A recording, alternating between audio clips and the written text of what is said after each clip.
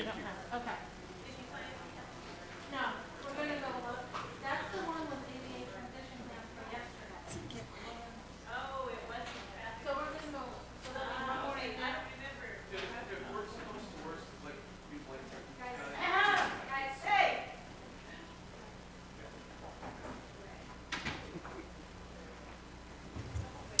Good afternoon. It is 2 p.m. and I will call this City Council workshop of November 16th, 2022 to order. I'm presiding today on behalf of Mayor Severns. This will be both a physical and a virtual meeting. Members of city staff and consultants are participating via teleconference. Guests that are included in staff presentations will be excused from the Ring Central meeting after the conclusion of the agenda item as appropriate. Today's meeting may be viewed live on YouTube, Facebook, and following the meeting on cable channel 10 HD 1090. We have no action items today, so we will dispense with the roll call. And first up, from Development Services, we have SEPA Thresholds Amendment, and our Senior Planner, Dennis Lefevre, will present. Welcome, Dennis. Thank you, Mayor Pro Tem, members of the council. First of all, I apologize for my dress. I'm rather informal today, but I hope that's okay. This is basically your first touch on what we are proposing for looking at our SEPA threshold flexibility amendments. Sure, thanks, Tim.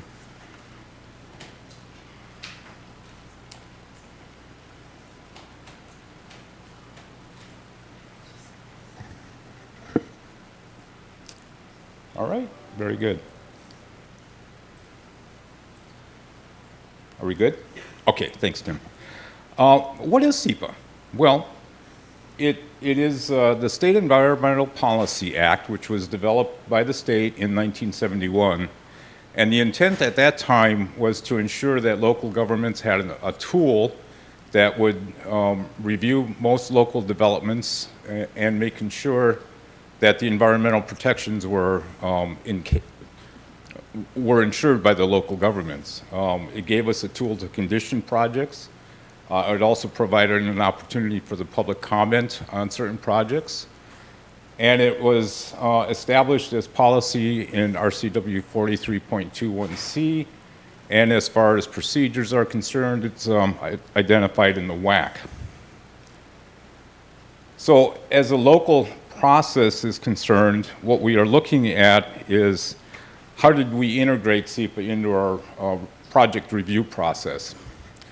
Well, most projects that come into development services for review and potential development needs to include a SEPA checklist. That checklist was included as part of your packet, attachment number 1, and it was pretty extensive review by the developers to go through several different areas of the environment and man-made environment to ensure that their development didn't cause any issues for the environment. It also gave us an opportunity to decide whether to condition those projects to mitigate some impacts that there might be on certain categories of the environment. And it gave us an opportunity to issue a determination of non-significance. We could also mitigate or condition a project through an MD&S. And in some rare cases, if there was a specific environmental impact, we would require an environmental impact statement focused on that impact. When SEPA was developed in 1971, there were several areas or categories that were considered exempt from the requirements of the SEPA checklist. One of those categories is considered the minor new construction. So minor new construction is basically single-family developments, multifamily developments, some agricultural structures, minor offices, school, commercial, recreational developments, parking, and landfills and excavations. Pretty all-inclusive, but what the state did, actually Department of Ecology, was put levels on what areas of those specific areas in the category would be exempt from requiring SEPA checklist. Those are basically called flexible thresholds because what we are allowed to do is change our local requirements to where we would require a SEPA checklist in those specific areas.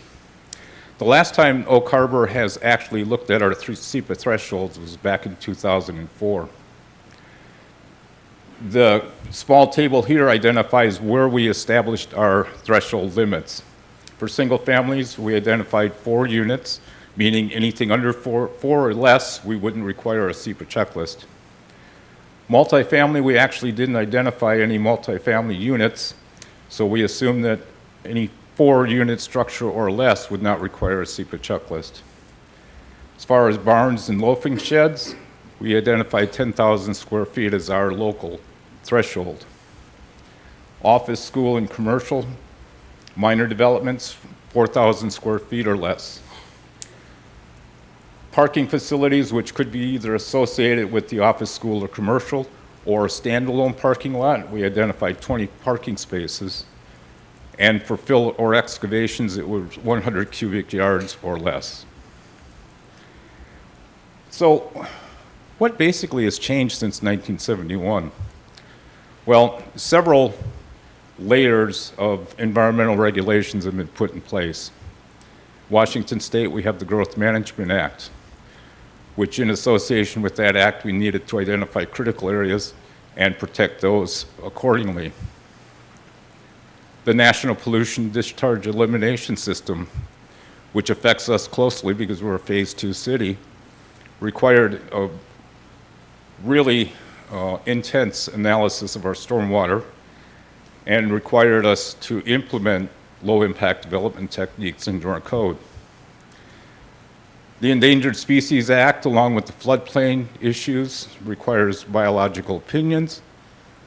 And then, of course, the Shoreline Management Act was developed about the same time, back in the early 70s, which, as you know, is a pretty intensive document that deals with our shorelines. So with these new sets of environmental regulations, it really has taken the intent of the SEPA checklist and kind of diluted it a bit. But it's still a useful tool as far as local governments are concerned to mitigate projects as well as allow public comments. So based on that set of additional regulations, either through the federal government or the state governments, the Department of Ecology updated their SEPA rules in 2012 and 2013. They increased the minor new construction thresholds. They also allowed local governments to look at the current thresholds based on what their new thresholds would be and actually change them. As a result of that, I'll say state allowance, the Housing Action Plan, which we prepared a couple of years ago, actually recommended that we take a look at our SEPA thresholds and basically increase our threshold limits to allow for potentially more affordable housing. So that's what has prompted our review of our SEPA threshold limits. So where do we stand in relation to what the new regulations call out as far as its SEPA, as far as minor new construction levels are concerned? Well, as you can see, Washington State now has a 30 single-family residential unit maximum. We're at 4. Multifamily residential can go up to 60 units. We're still at 4. Barns and loafing sheds can be up to 40,000 square feet. Office and school and commercial and smaller businesses such as that can go up to 30 feet from the state's point of view. Parking facilities can be 90 spaces versus our 20. And filler excavation can be up to 1,000 cubic yards, where we still are at 100.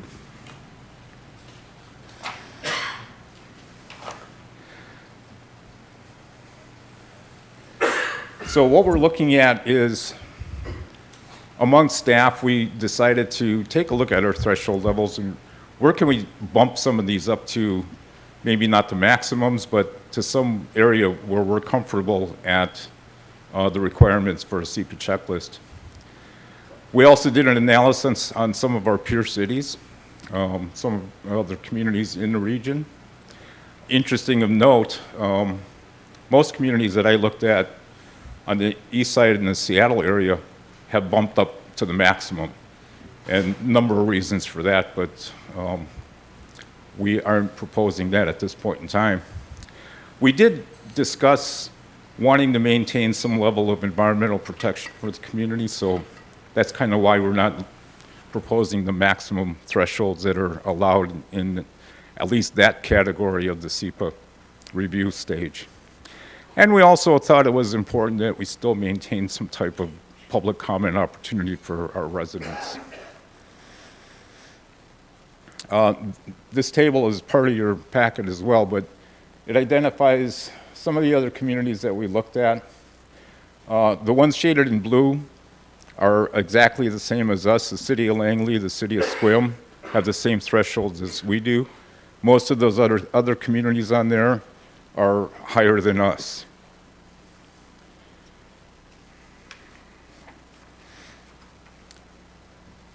So what we're proposing to do is, again, this table shows the maximums set by the state, our current levels, and what the proposal for the increase would be. We're looking at raising the SEPA thresholds for single families from 4 to 9. 9 being a logical cutoff because that's the difference between a short plat and a subdivision plat, which involves much more analysis from our standpoint. Multifamily residential, we would include that category in our Oak Harbor Municipal Code Title 20 where these are couched. But we're proposing to go up to 20 units. Barns and loafing sheds are not a common occurrence in the city of Oak Harbor, so we're not proposing to change those. Office, school, commercial, and other minor constructions, we're looking at going up to 12,000 square feet. Again, that's more consistent with some of the other communities that we looked at. A lot of them had 12,000 square feet. We as staff thought that would be a good cutoff. We're looking at parking facilities, again, associated with office, school, and commercial buildings at 40 versus the 20. We would also entertain a parking space or parking lot, which is a standalone, not associated with the building, up to 40 spaces as well, but we don't have many of those that come across our office. And we would be looking at increasing the filler excavations from 100 to 500 cubic yards. So we think that's a pretty reasonable and sound approach to what we are looking at doing. We did bounce this off the Planning Commission at their October meeting. Today's workshop is your first opportunity to take a look at this. We are preparing the findings, which is a requirement through the state to allow us to increase our thresholds, and actually that's a pretty intensive effort, but we're engaged in that at this point in time. We coincidentally have to do a SEPA on our SEPA thresholds, and then we would prepare a draft ordinance because we would be amending the code. The time frame, the future time frame, which I had in your packet as part of the summary statement, is a little skewed. We are going to have to add a couple months onto that, simply because through this process at the state level, they require a 60-day public comment outreach. So we were building that into our new time frame, which would put it before the Planning Commission at their January meeting. And then for your review, probably at the January study session, and then up for adoption in February. So with that, I'd be happy to respond to any questions that you might have on it. Thank you, Dennis. Councilor Munns. Thank you, Mayor Pro Tem. So it looks like the units that you're suggesting on the counting through on the cubic yards, there's 8 other cities that are listed that have the 500, the 40 parking spaces, I think there's 8, and for the 20, I think there's 9 in the list. I was just counting. So you've kind of taken what the normal or most popular kind of units, it seems like, for adjusting ours. I was surprised that Burlington and Mount Vernon are really different. I mean, Burlington seems like everywhere you look, if there's a little plot of land, they're putting something there. That they're less than Mount Vernon is, and we would be higher on our thresholds than Burlington. But no, it looks like you've picked kind of the most average, or, you know.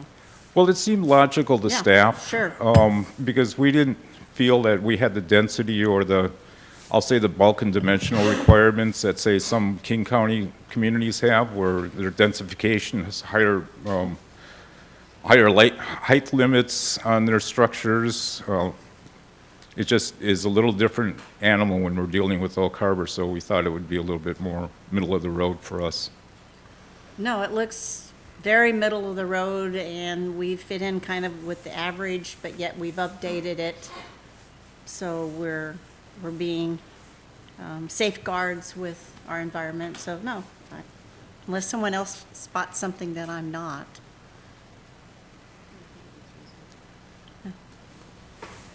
Counselor you. Hoffmeyer. Yeah, I think it looks reasonable as well. What's the argument for being more restrictive than the state requires, though? Well, I would say it gives us the tool to ensure environmental protection. You know, we go too high, and then there's going to be some, a 60-unit multifamily structure takes up a lot of space, involves a lot of parking. There's some impacts to development of that size. So with our lot sizes, we thought it would be prudent to just be able to have that tool available to us at a certain level, but not as low as what we are currently at. Perfect. Yeah, it can be a fine line, that's for sure, and I think this probably does that. Thank you. And I think the key, too, is this is an implementation tool that was recommended by the Housing Action Plan. So ideally, ultimately, it would save some permitting and some costs for the developer. Henceforth, could equate into some affordable housing as well for us. Counselor Evans. Thank you. So this change went in 2012 with the state. Yes. What's triggering the change for us now? Well, I think the Housing Action Plan was impetus to that. Okay. And if we're concerned about the size of multifamily residential, 60 units, taking up a lot of space, why did the state go so high? Aren't they just as concerned as we are? Well, And I don't know. That's why I'm asking. I mean, if the state seems to be very restrictive on their environmental concerns, and for them to go that high, I'm just wondering, why are we more concerned than the state? I think my knee-jerk answer to that is that they received a lot of pressure from the I-5 corridor communities. And affordable housing is a big issue with the state right now, too. So that was probably a big push to get the higher levels approved. We still have to go through our findings, and it's still a state decision whether they would allow these upper thresholds for us. Okay. So we have to go through, actually, the findings are, each one of the items on the SEPA checklist, we have to identify where in our municipal code, state regs, or federal regs basically address that issue of the SEPA checklist. So we have to go through each one of those items and say, yes, it's addressed in our Oak Harbor Municipal Code through low-impact development, and then go on to the next. But that's pretty intensive effort for each of those categories. What does it typically cost to go through the SEPA process for a developer? I don't know. Okay. I don't have an answer for that. Okay. Thank you. Yeah.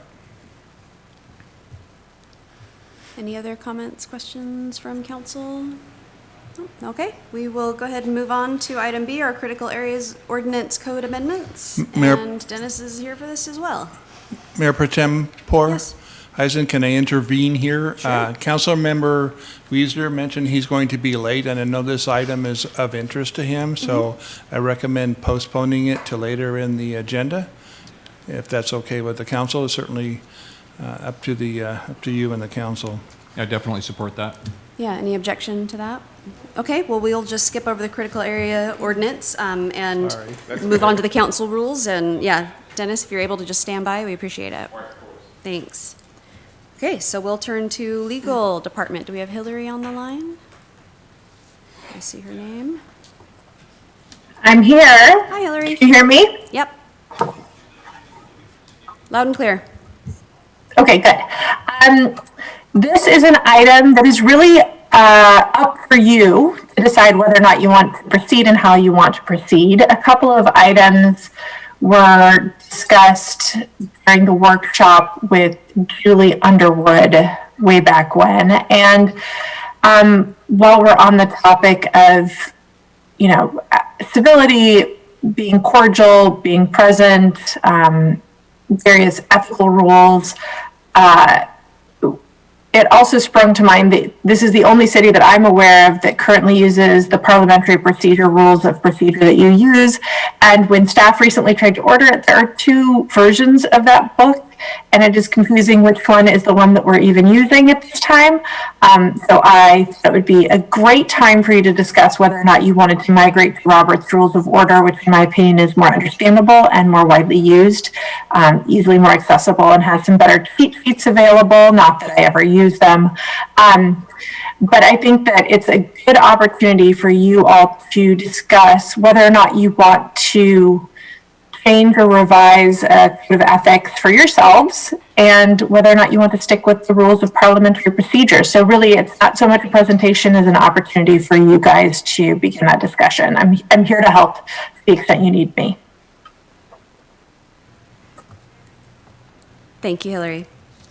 All right, so we've got the draft updates in our packet, as well as a summary of what was discussed at the workshop or at the retreat, including minutes of the retreat. So this time I will turn to council for input on the updated rules and/or parliamentary opinions. Councilor Stuckey. This is more a question of those more adept than I. I'm used to more Robert's Rule orders. Can someone give me the key highlights between the two? Yeah, please. I can do that. The parliamentary code it's marketed as basically kind of a simplified and modernized version of Roberts. It takes into account kind of more recent, like meeting conditions, electronic things, stuff like that isn't addressed in Roberts. So, but honestly, there's not that much. There's not that much difference. And if you go to the AWC conference or anything, any parliamentary training you're going to receive is going to be based on Roberts. And I haven't, and Beth or Jim, you guys have been here a while, you might recall, I cannot recall a time where we had a parliamentary issue that we looked at that would have been different in Roberts as to, what we're using. So I think that there's a lot of merit to merging to Roberts, same thing everybody else is using. But the short answer is there's not a whole lot of difference. It's basically supposed to be a simplified, modernized version of Roberts.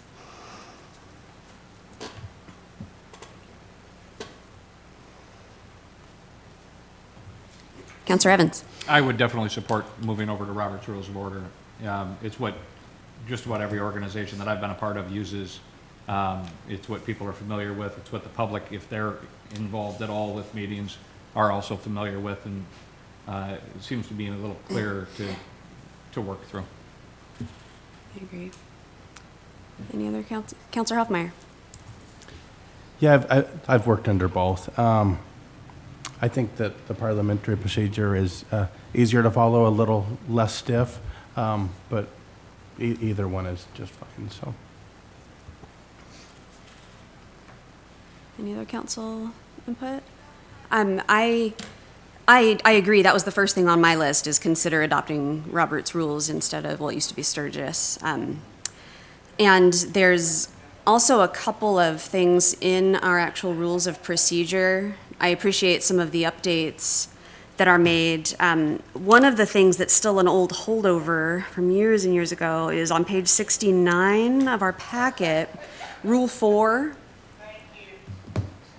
Rule 4, Item 2, with prior approval by a majority of the council and on non-quasi-judicial matters, only a council member may participate by an agreed upon electronic means. A council member may participate by this means no more than 2 times a year. This was added many, many years ago when there was no provision for this. And I think I had specifically requested it because I was going to visit my mom or something on the East Coast, and I thought, well, just because I'm out of town doesn't mean I don't have an opinion and I can't participate. So I asked for permission to call in and do it via phone. And so because it wasn't in the rules, we created a special thing. But now participating electronically is kind of the standard. It's how things are done. We did it for almost 2 years exclusively. So I think that rule needs to go, or be rewritten to say,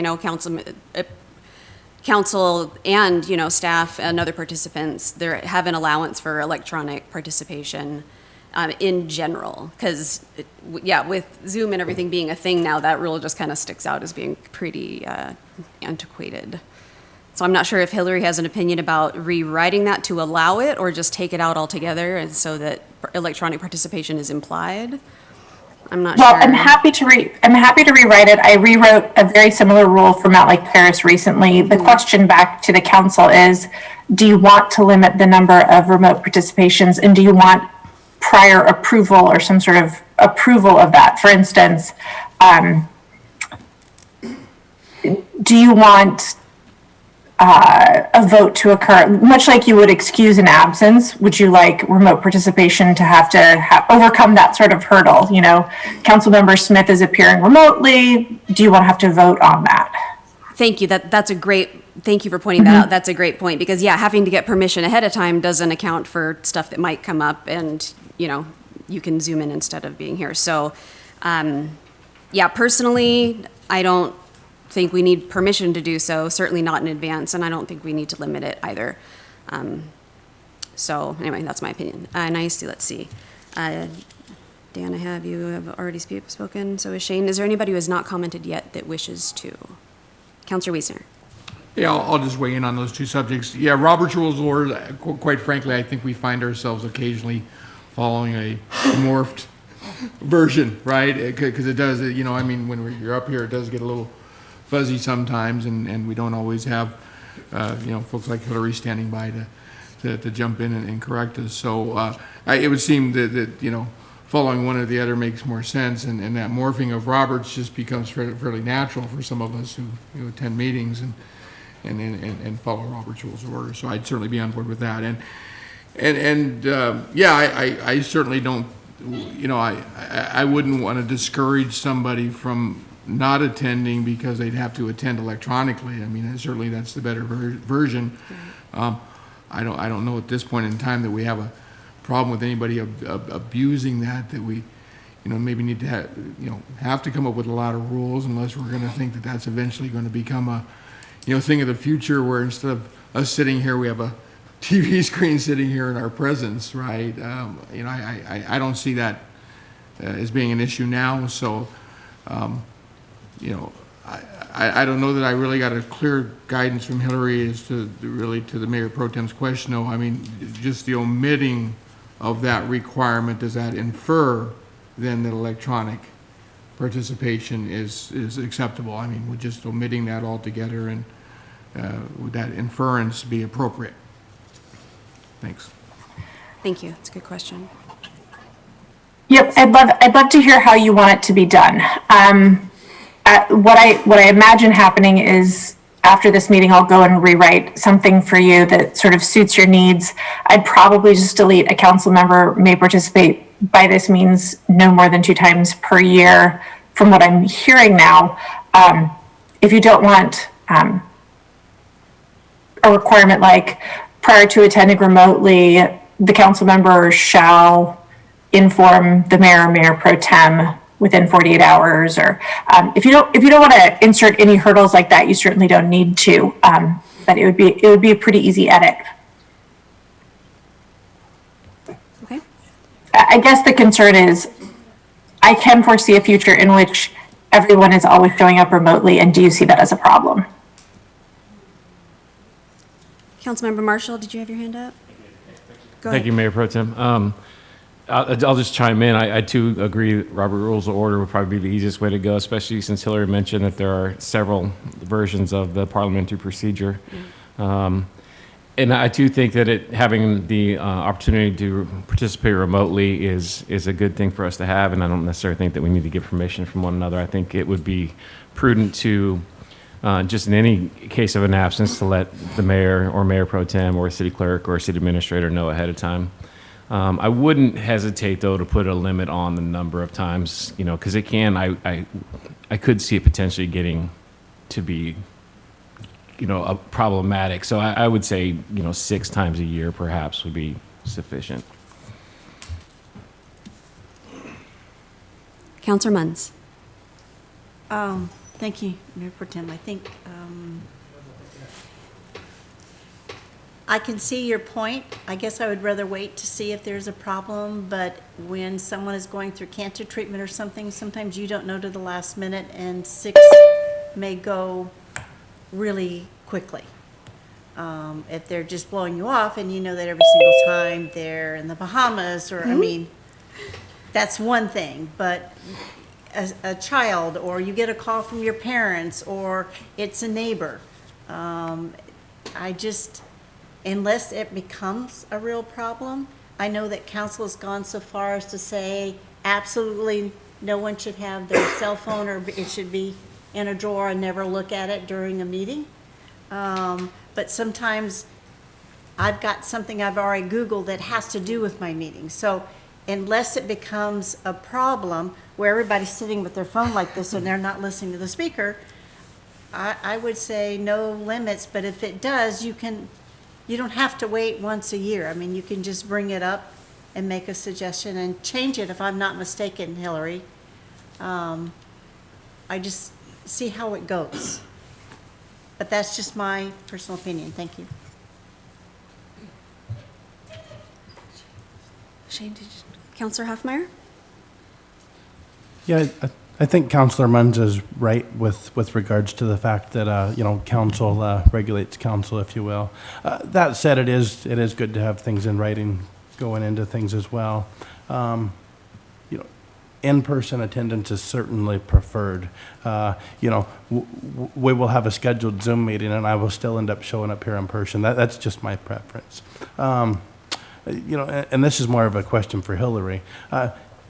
It's conceivable that, a council member could have a doctor's note and, it says that possibly they can't come in person. If we did put a number on things, we would want to make sure that we weren't getting into any areas like that. And maybe it's just as simple as saying, in-person attendance is preferred. But what are your thoughts, Hillary? Perhaps the way to do it is, and I'm using a council member's suggestion of 6 here, but it could be any, say, each council member will be allowed to participate remotely up to 6 times. Anything beyond that requires council approval.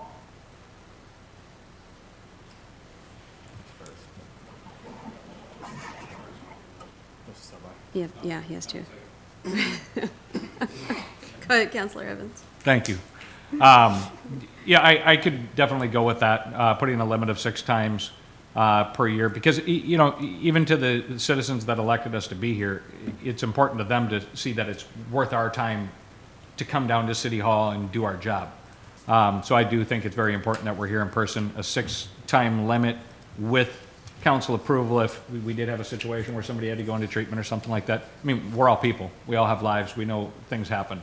So I think that would be very reasonable. Councilor Stuckey.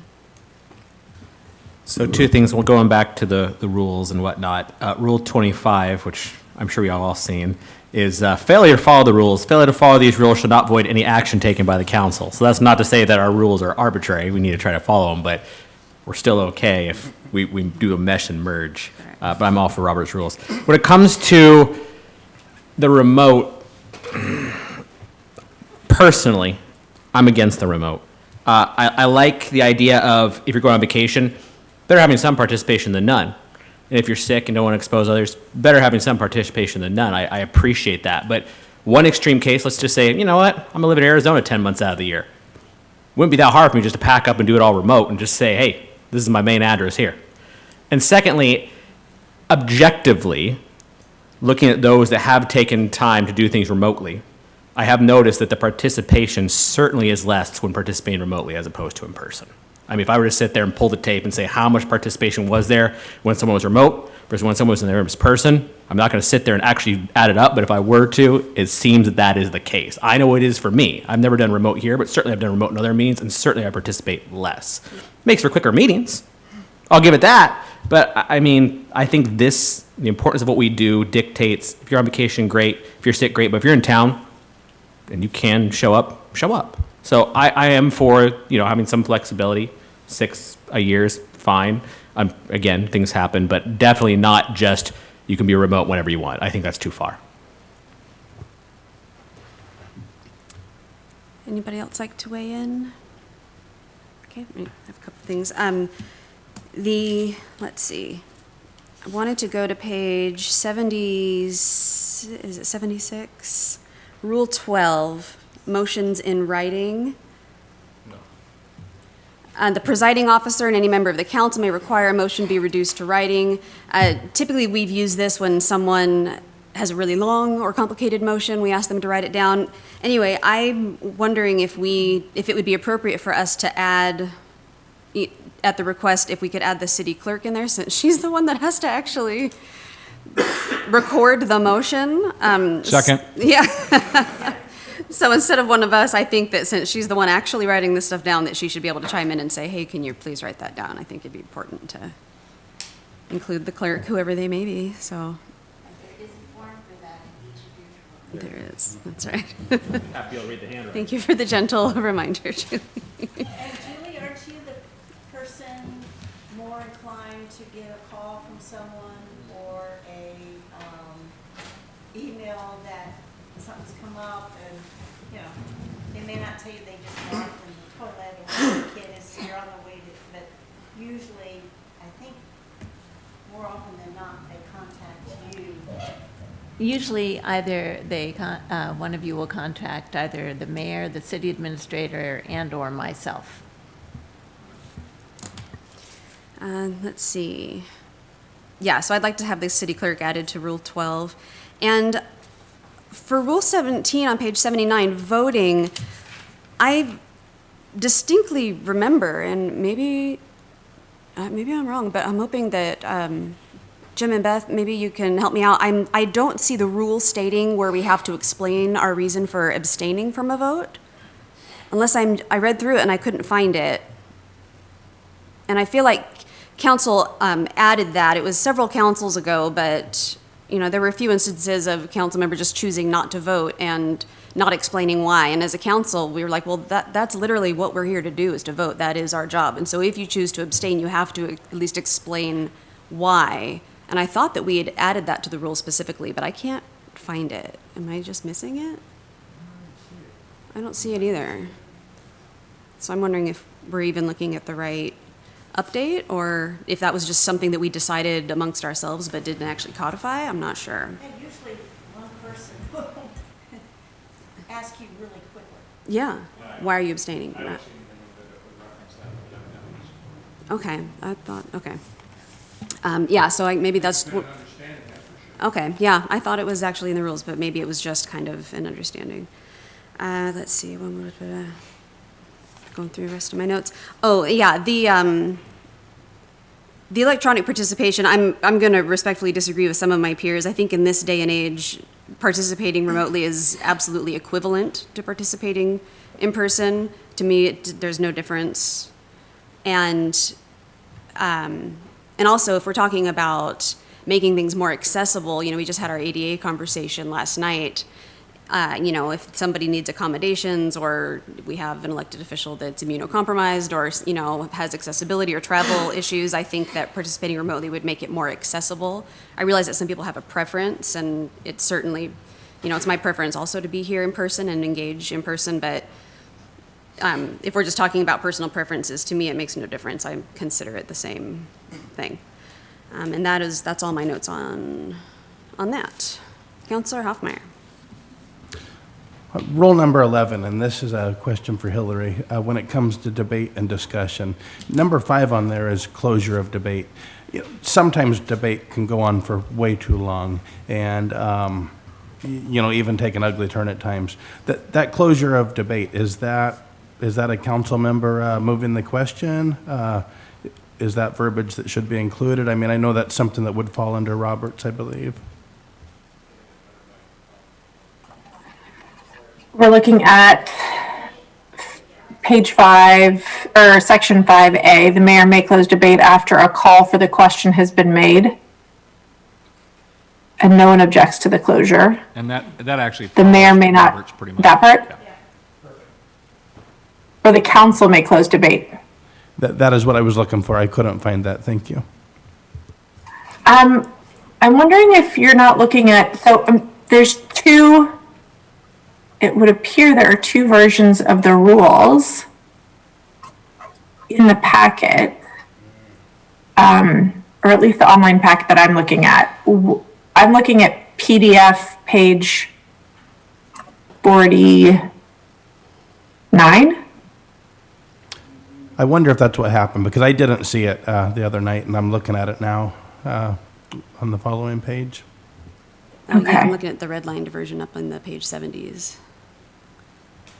Yeah, I'm worried that that's the problem.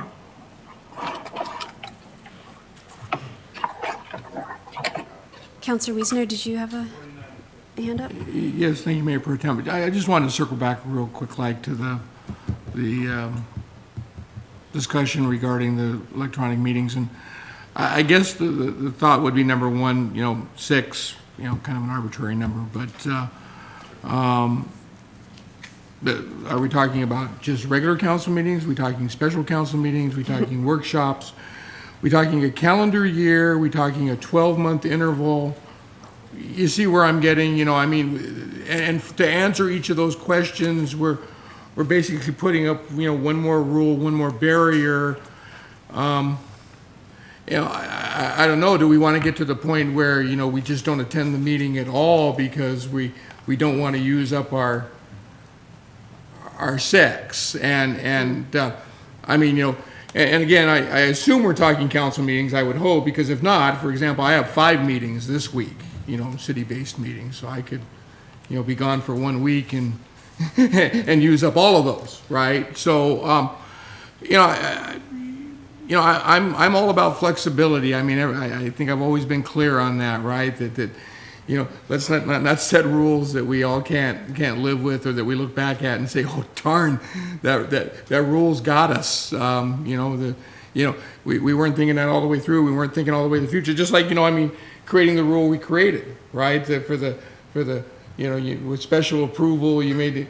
Well, that was a rule created because of a need, right? But we created a rule we obviously haven't been for the last 2 years and couldn't have legally even for part of that time follow. And it's because we are creating this rule with the idea that, well, we're going to prevent future problems from happening, but then we really don't know what the future is going to bring as far as technology, as far as personal health, as far as any of that. So I just wanted to toss that out there. Every time we create a rule, we need to stop and ask ourselves, is that a barrier for somebody from being able to do their job, make a living, buy a house, live in our community? If it's a barrier, then we have to understand that that's going to affect somebody possibly at some time, and we got to be able to own that. So I just wanted to make sure we're all on that page. Thank you. Any other council comments, discussion? Councillor Munns. Thank you, Mayor Pro Tem. If it becomes a problem, I think it's more of a problem. Since '08, there have been council members that just forgot to call in and say, I'm not attending, and they don't. And so technically, they're unexcused, 3 unexcused. You basically could be off council, technically. So it's the fact that someone didn't let somebody know they aren't attending. If it becomes, looking back in September of 2019, I had emergency surgery for an infection in my knee. And I just went through the calendar, and to the best of my knowledge, I missed 8.5 in a row. I participated maybe in one, there was one about Carl Friend. I had my husband set up the bows. I had a PIC line, and so I got fusions every day, but I wasn't well enough, but I wanted to listen to the arguments and be able to talk on having met with Carl Friend about what potentially was happening to his property, that he wouldn't be able to build on it because of something the city was considering. So you just never know, but I was never asked for a doctor's thing. I probably could have gotten one, but everybody knew I was sick. I would call in and say, and I'd say, I'll do as best as I can. But basically, I was laying in bed with my head propped up, with the bows over here and my phone here, because there wasn't Zoom or whatever. And that's, if I could participate for a little bit of time, that's what I did. I also know when I've had knee surgeries, I have sat where Julie is, and my husband came in and set up the ice machine so I could sit at a meeting and not have to take anything narcotic. And the machine ran. Tim checked it to be sure that the noise wasn't being picked up. And so, I mean, I have really tried to go to all extremes. So I can understand Councilman Marshall and Evans about the 6th, but until it seems to be a problem, as Councilman Wiesner said, we're making rule upon a rule upon a rule. Come on, let's make this simple. We're adults. If something's not right, then we have a discussion. Whether they're here or not and they're on the camera, we say, hey, sorry, but you're never here anymore. We're not sure where you are, and just resign if, yeah, you're caring to show up, but is that because you get this little paycheck? Or is it, I mean, you know what I mean? It's the money. Yeah, I know. We're just gonna be, you can barely afford All about the Twinkies. money. What are you talking about? I just think we're adults, and let's not box it in. And if it's a problem, then change it. But that's just my feeling. But whatever the council votes on, then I will work to make it work, because that's my job, whether I voted for it or not. So thank you. Thank you, Beth. Councilor Evans. Thank you. So the thing about being council members is we make the rules.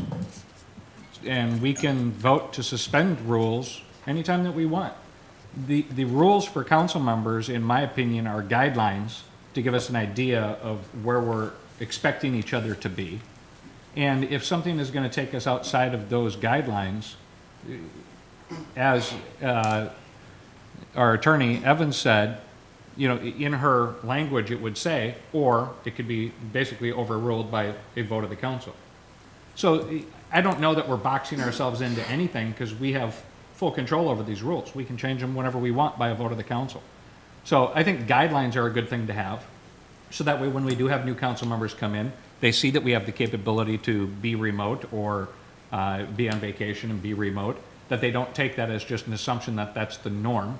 There are expectations that as a body, we would like to see people in person. If the body doesn't want to see people in person, then we can do that too. But really, it's up to us. So these are guidelines, they're not concrete. Thank you. Thank you. Councilor Hoffmeyer. Trying to hear what everybody's saying here, including Councilor Wiesner. I think there's roughly 21 routine council meetings per year.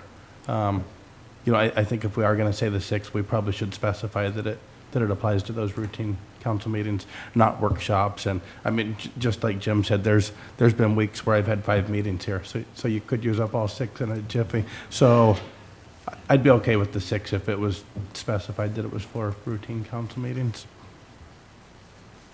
Councilor Stuckey. appreciate that. Those are good comments. I wasn't thinking about that angle about there are guidelines that can be changed.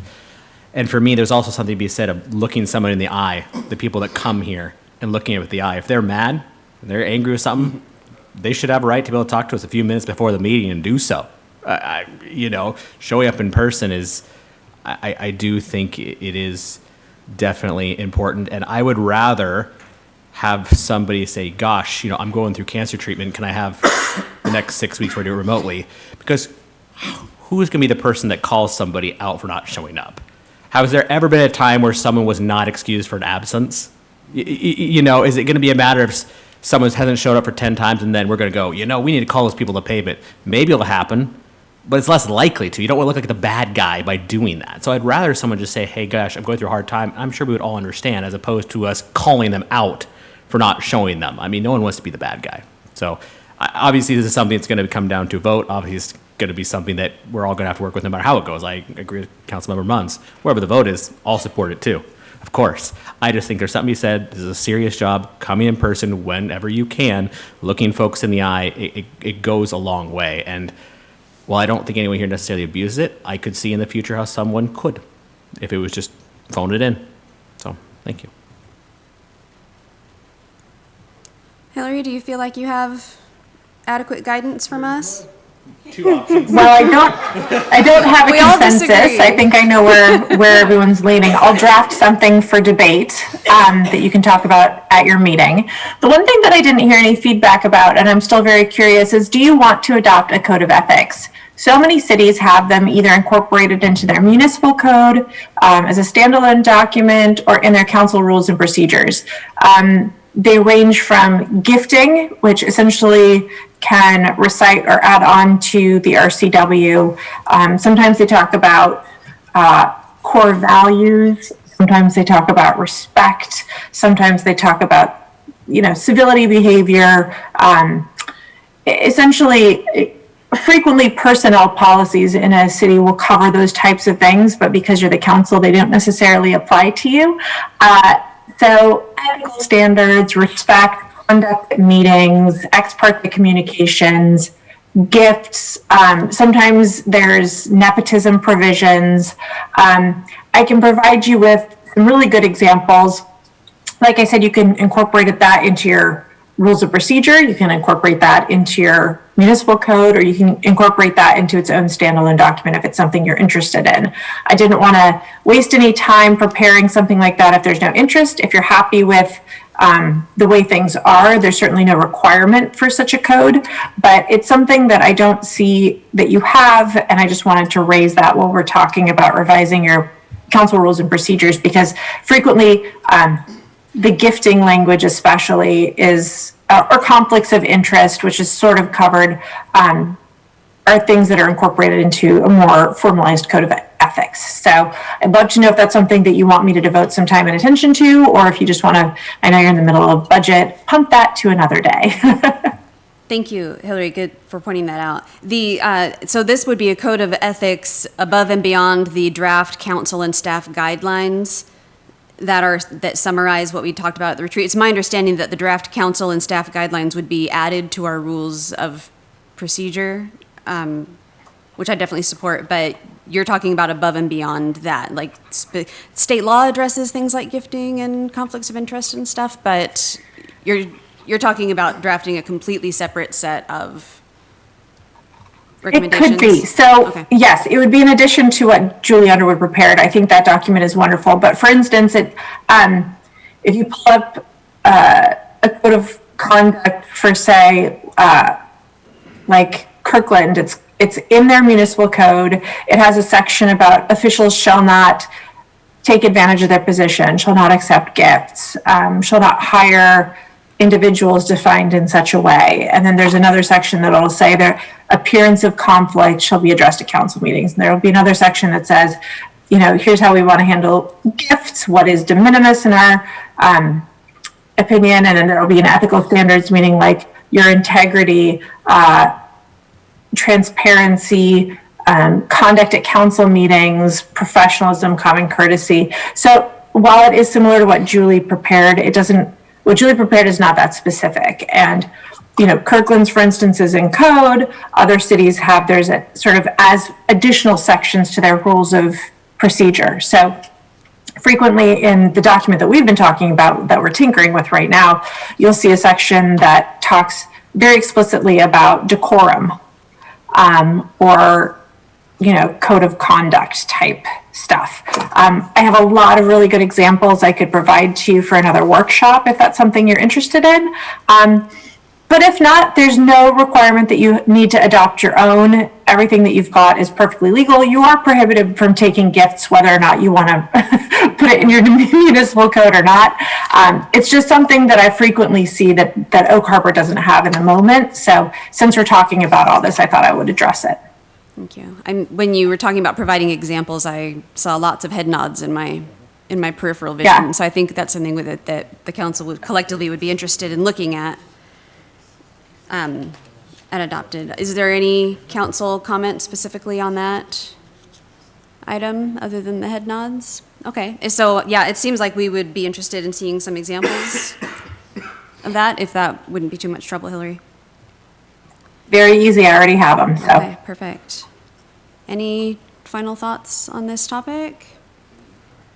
Okay, perfect. All right, so we will circle back to development services and our critical areas ordinance code amendment. Dennis. Thank you again, Mayor Pro Tem, members of the council. This is our continuing discussion on our proposed critical areas ordinance amendments, and what I'd like to do, I don't have a PowerPoint prepared for this, but I'd like to just tee this discussion up by briefly going through the history of how we got to this point. We had a study prepared for the Shoreline Master Program to review the Residential Bluff Conservancy designation, which is basically along Scenic Heights Street. And out of that study, there was a couple of recommendations made regarding areas in our code that he felt should be revised. One of them is the bluff setback, which we have at 25 feet, setback from a steep slope bluff, which is about a 40% steep slope. We have in our code at 25 feet. He proposed 50 feet. And the other is the use of privately owned tidelands to transfer the density to an upland portion of the same lot. We proposed those amendments at your September 6th meeting, I believe, and that met with some concern. So we carried that over to a discussion in October, and I came back with basically a compromise that said we could reduce the setback to 25 feet based on a geotechnical analysis that supported that reduced setback, and also that 50% of the density that could be transferred from a privately owned tideland to an upland portion of the same lot could be supported by also another geotechnical study. That compromise, again, had some concerns raised around it, plus we had some council members that were not present at that meeting, so we carried it forth to a discussion today. So I don't have any new proposal for you other than basically we were still in code at 25 feet for a primary structure, a new primary structure. And in code, we also have the allowance of 100% of the transfer of density from a privately owned tideland to an upland portion of the lot.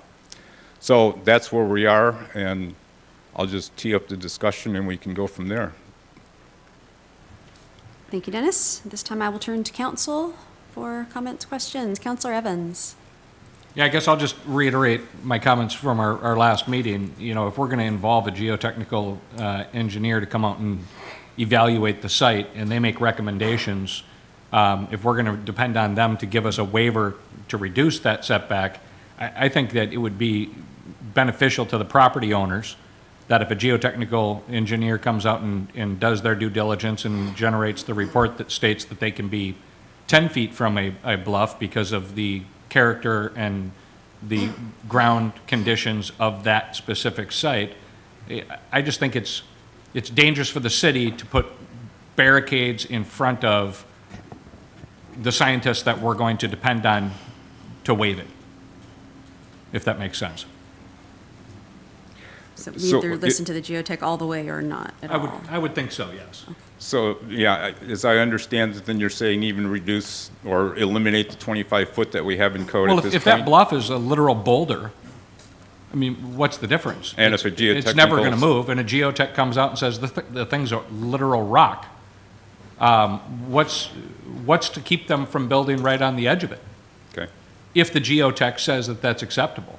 I'm just thinking as the city, when we're going to say, okay, we'll have the geotech do it, you're at a 50-foot setback, but we'll reduce it to 25 if they say that's okay.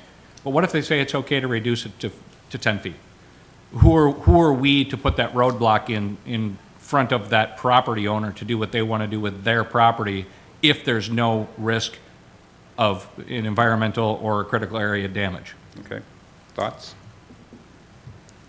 Counselor Hoffmeyer. I don't have any problem with the setback distance, but just like Counselor Evans said, if you're building on the Rock of Gibraltar that's not going to move for a million years, and you have a scientist willing to say, hey, it would be safe to cantilever out over this 10 feet, I wouldn't have a problem with that. So when the waiver would come in place, I would say remove the distance altogether and go with the recommendation. Counselor Wiesner. Thank you, Mayor Pro Tem.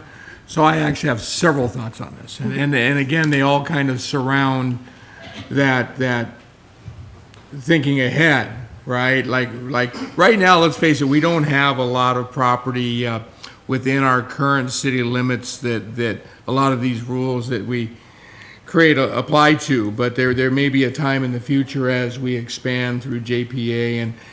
And again, you know, the state's very clear on Oak Harbor accepting density. The state's very clear on the process for expansion. This is all to prevent urban sprawl. This is what we want in rural counties, and whether we want it or not, that's what we have, right? State says Oak Harbor must take the density.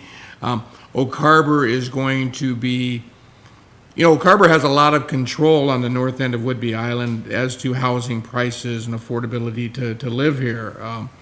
And we've been saying, you know, for quite some time, you know, that we need to discuss, you know, the JPA and our UGAs and stuff like that. And we've done buildable lands analysis, which have showed we have limited buildable lands. And that, you know, has been one of the factors driving housing prices up. We've kind of shown that when there's less land, that the price of land goes up. When the price of land goes up, obviously the price of the house being built on the land goes up because you have to cover the land costs. So anytime we're going to start sometime, and I guess I'm going to use the word arbitrary again, and I know it's not arbitrary. I know these are dimensions that we see in a lot of other areas around us, regulations, right? And they're pretty common figures. You didn't pick, you know, 22.1 feet out of thin air, right? I mean, 25 is you know, kind of a natural number, but I'm just going to use arbitrary for the fact of until we're looking at a specific site and until we know exactly where we're going to expand and what other shorelines we're going to be working with. You know, right now we have no rocks of Gibraltar in our city limits that I know of. We might. But we'll have to talk to if nothing else, in the future we certainly could also. And so we've had this tendency over the years to create ordinances for the now, and then of course when something changes, then we go back and we say, oops, you know, and I know that keeps you very busy, Dennis, but We try to avoid that situation, but, you know. So you know where I'm coming from here, right? I mean, you know, nobody wants you to have to go through all of this and write this and then, you know, have to go back and revisit it 2 years from now because something changed. So I just want to lay that as the basis for my comments, right?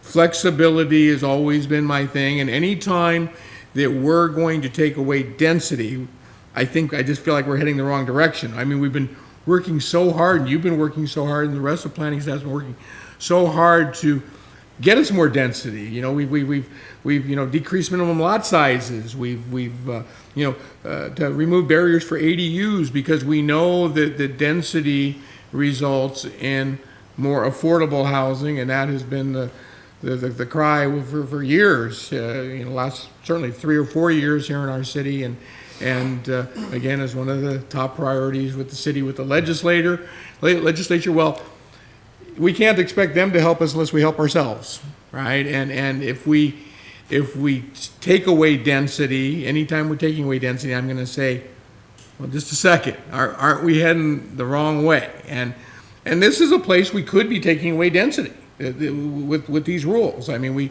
we could find ourselves a property that where literally we can't build on it or can't build what that property could have handled because we put self-imposed rules. Understanding we have this very fine line protecting the environment. I mean, let's face it, if we don't have a nice city to live in, if we got bluffs falling around and properties flooding and all that, who'd want to live here, right? So it's a fine line. We got to protect the community. We got to protect the environment. We got to protect, the neighbors. Anytime there's a new development, we always got to be concerned about the people who came there first and are already there, and that it has no adverse reaction upon them whatsoever. And I know that's something that we've looked at really heavy. Last development project we had on a bluff, there was a whole lot of drainage work and stuff done to try and prevent anything happening to the neighbors' properties. But I just don't want to find ourselves where we go, oh, darn it, we put 25 feet on that, and every geotech says we could be 10 feet, and, now something that the density would allow, 6 units on, we can only build 3. And so now each of those 3 are gonna go up in cost, and they're gonna be more expensive to own, and all because we put a fixed amount. So, my tendency would be to say, propose maintaining a 50-foot setback from the top of the slope. However, permit a reduction based upon a support from a geotechnical. And you leave it at that, right? I don't know, I've worked with a lot of geotechs, and I know you guys have 2, Dennis, and I'm sure you have Blaine, but worked with a lot of geotechs over the year, and I've never had a geotech ever go out on a limb for me. It's just never happened. I've had sites literally where I needed 5 feet to make that site work. And that the 5 feet was the difference between making it work and not. And there was no geotech that was signing off that extra 5 feet because they weren't comfortable with it. And quite frankly, they're the expert. They put their little stamp on there, and they typically write up the 50-year letter that's required in permitting. That's part of our process here. And so I just hate to see us, put you through all of this work, all this time, all this effort, just to come back here, 2 years from now and saying, gee, we need to look at this again. I just as soon rely upon the expert case by case. I just as soon give the planning department some flexibility to use some common sense because I know it's frustrating to them too to stand behind the counter and say, oh, well, we have this rule that doesn't allow that. Well, why does that rule exist? Well, we really don't know. The city council voted for it, and so that's why the rule exists. We want to have stuff that staff can back up and feel comfortable in dealing with the public and try to find ways to, yes, while maintaining the quality of life for the citizens and the neighbors and et cetera. So,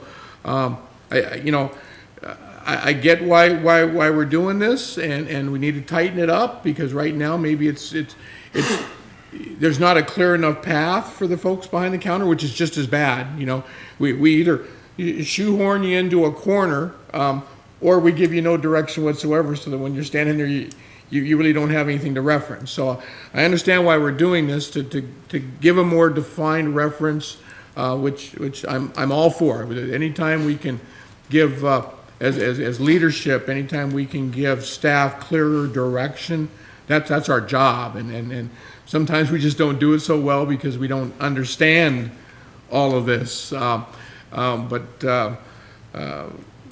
My direction would be to have the flexibility, allow you folks to have the flexibility while maintaining, density and safety, and being able to follow, site-specific guidelines, because that's the hardest thing to do, right? To make a rule that works for every single site. When it comes to the 50% of tideland, I guess my only thought there is just thinking way out into the future, right? Right now, we have a 35-foot maximum height limit for construction in the city. You know, let's say with this new fire department in the south end side of town, let's say that Quint truck we get has a 45-foot operational capability. And as we continue to talk about density and how to create a more affordable and more diverse type of living environment, because just like with the annexation that we completed, we started last night, you know, that creates some diversity in that neighborhood, which makes it so you don't have just a bunch of big houses on big lots. You've got places that everybody can kind of afford in a neighborhood. I could see where we could end up with this 45 feet, and we could end up with a lot possibly where we can't maximize our density because we took away that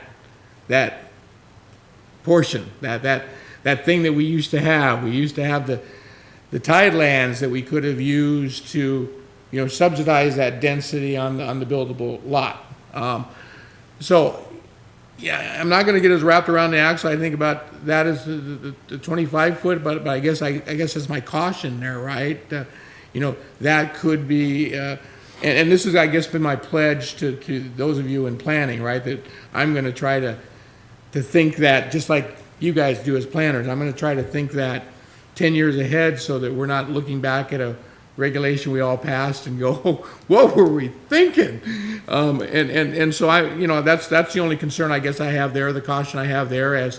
As other codes change, we may look back at that and go, boy, wouldn't it have been nice to, you know, have a 4-story condo there now that they're allowed instead of a 3-story? That would have created X amount of additional units. That would have brought down the cost somewhat proportionally of the construction. So thanks for hearing me out. Sure. Dennis, I appreciate it. Thank you for your comments. Any other council comments? Councilor Stuckey. Well, one of the beauties about being a council of 7 is we all come up with our own experiences and perspectives, and geotechnical engineering is not mine. So I appreciate the comments of those who it is. Well, business, I do dig holes, but it's a little different.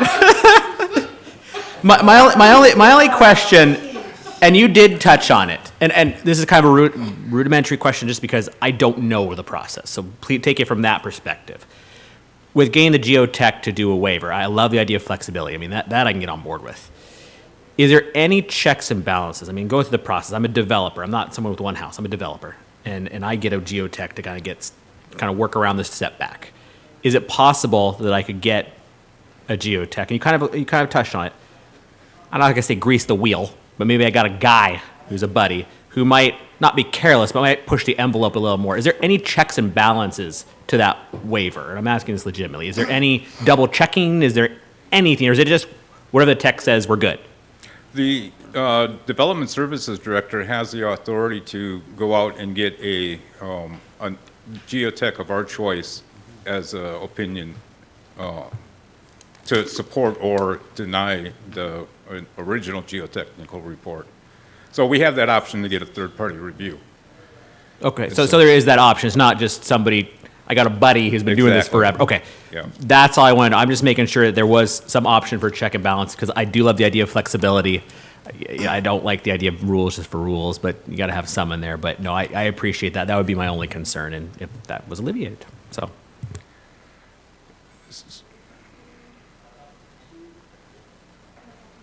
Thank you. Dennis, what was the thought process behind removing the tidelands towards a proportion? Because it has been and is currently, correct? That is part of the calculations that we have to take into consideration when doing densities. We have to consider the tidelands currently? Yeah, it kind of fell into the same category as the critical areas buffer, wetland buffers. We would allow 100% transfer of that density. Fish and wildlife habitat buffers, we would also allow that density transfer. it was assumed that tidelands also fell under critical areas. So the assumption was made, and the permission was given to do 100% of the tidelands at that time. So the precedent was set, it just wasn't defined real well in code. And then the study came along that says that's highly unusual to see 100% transfer of density. So that's where the recommendation came forth to you folks.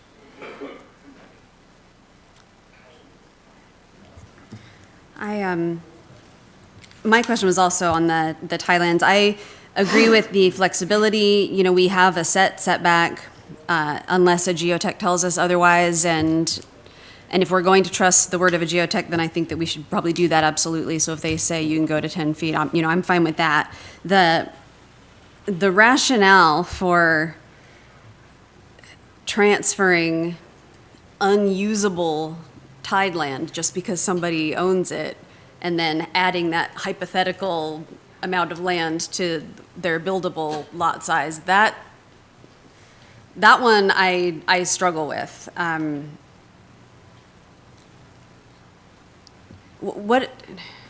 guess I know what the rationale is for that, but it's not usable land. So why are we letting people add that number to their developable land? I'm a little hung up on that, but otherwise I agree with everything everybody else says. And again, it was just a decision that was made at the Development Services Director position when that situation was presented, that unused tidelands, privately owned, actually fell into a critical areas section of the code, so it was allowed.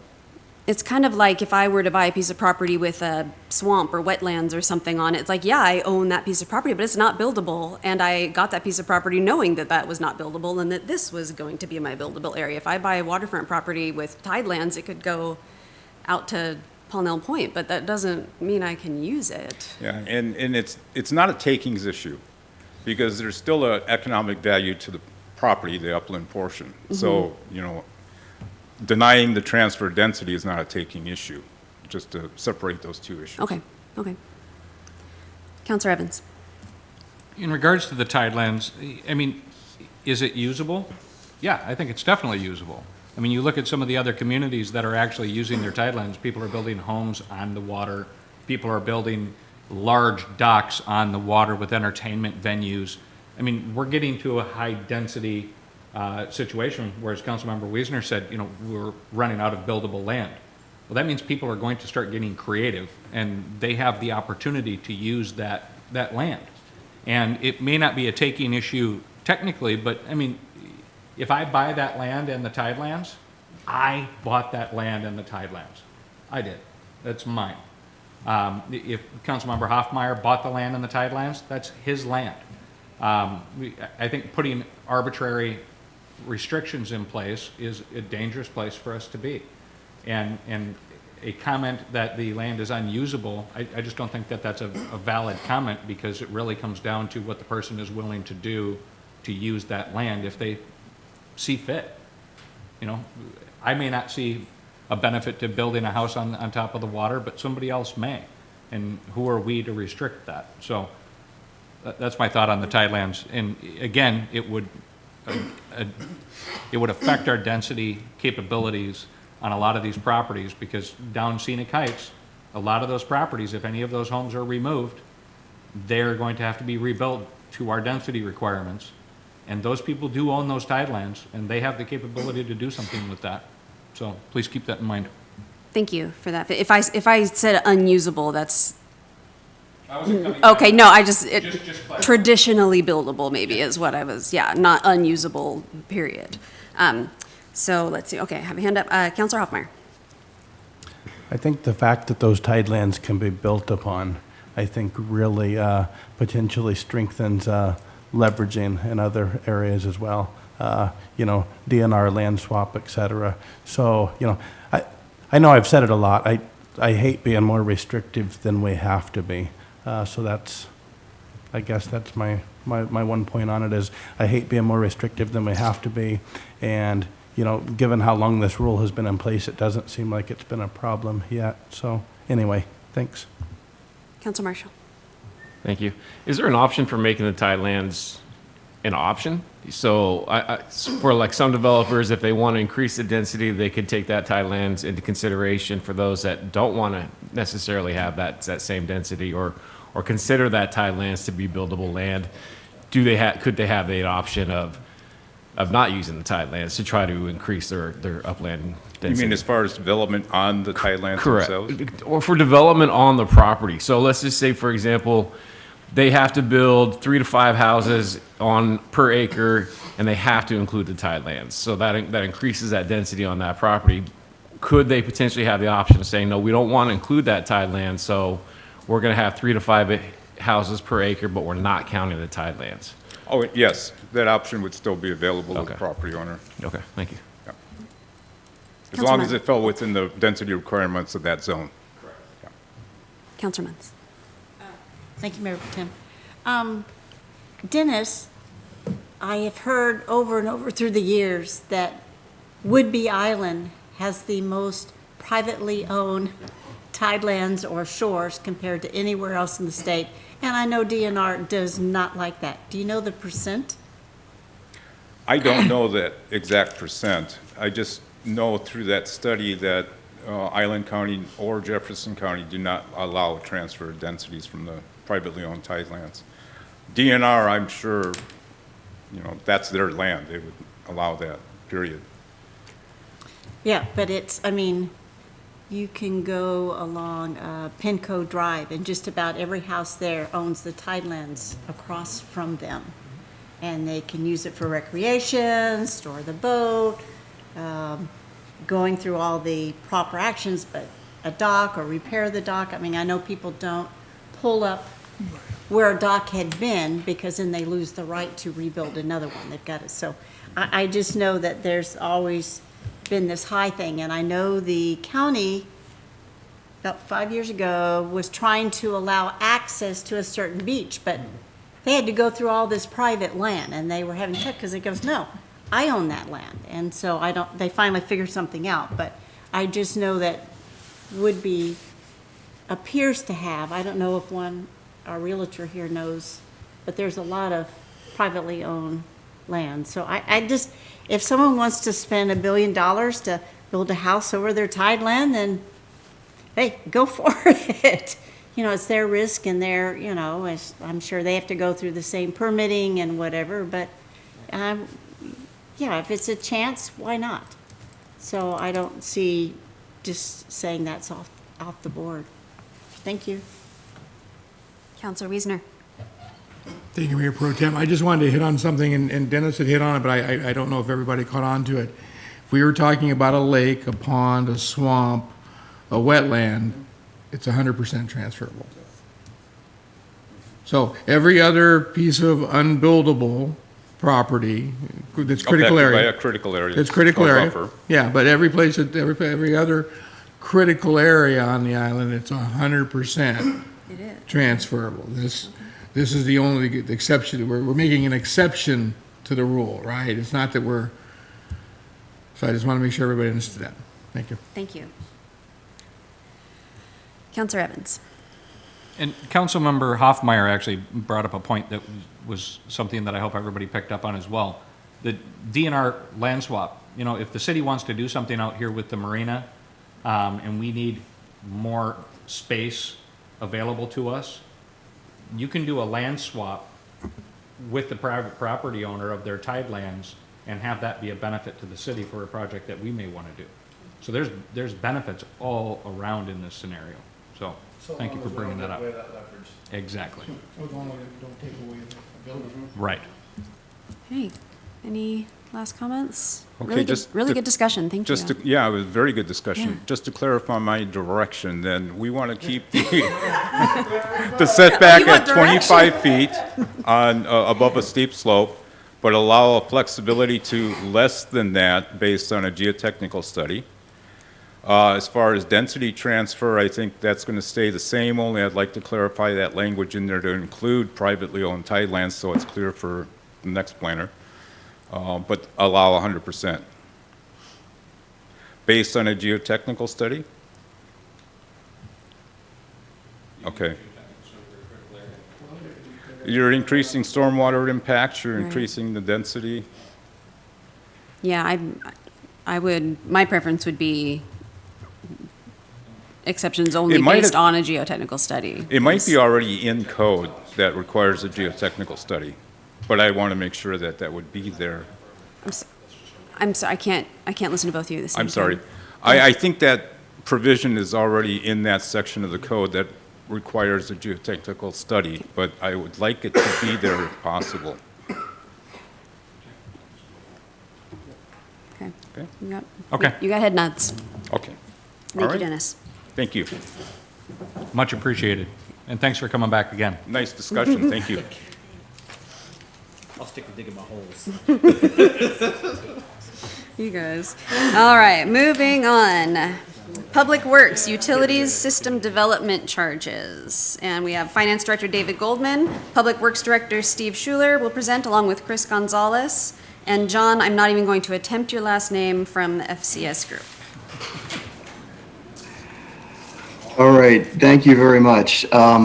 So we took the comments that City Council had provided us at the last time we brought this up, I think about a month and a half ago, and we worked with our consultants, and we are here to present the findings of the information that we were able to find and look into, and we are here to present you with some options that we think might be able to alleviate some of your concerns and answer some of your questions.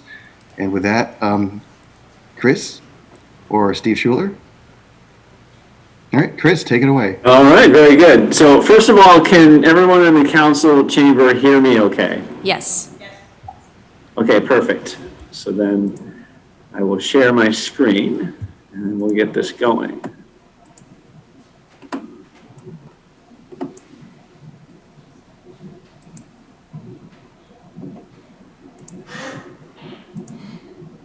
Okay, so everyone can see the presentation in presentation mode. Yes. Okay, perfect.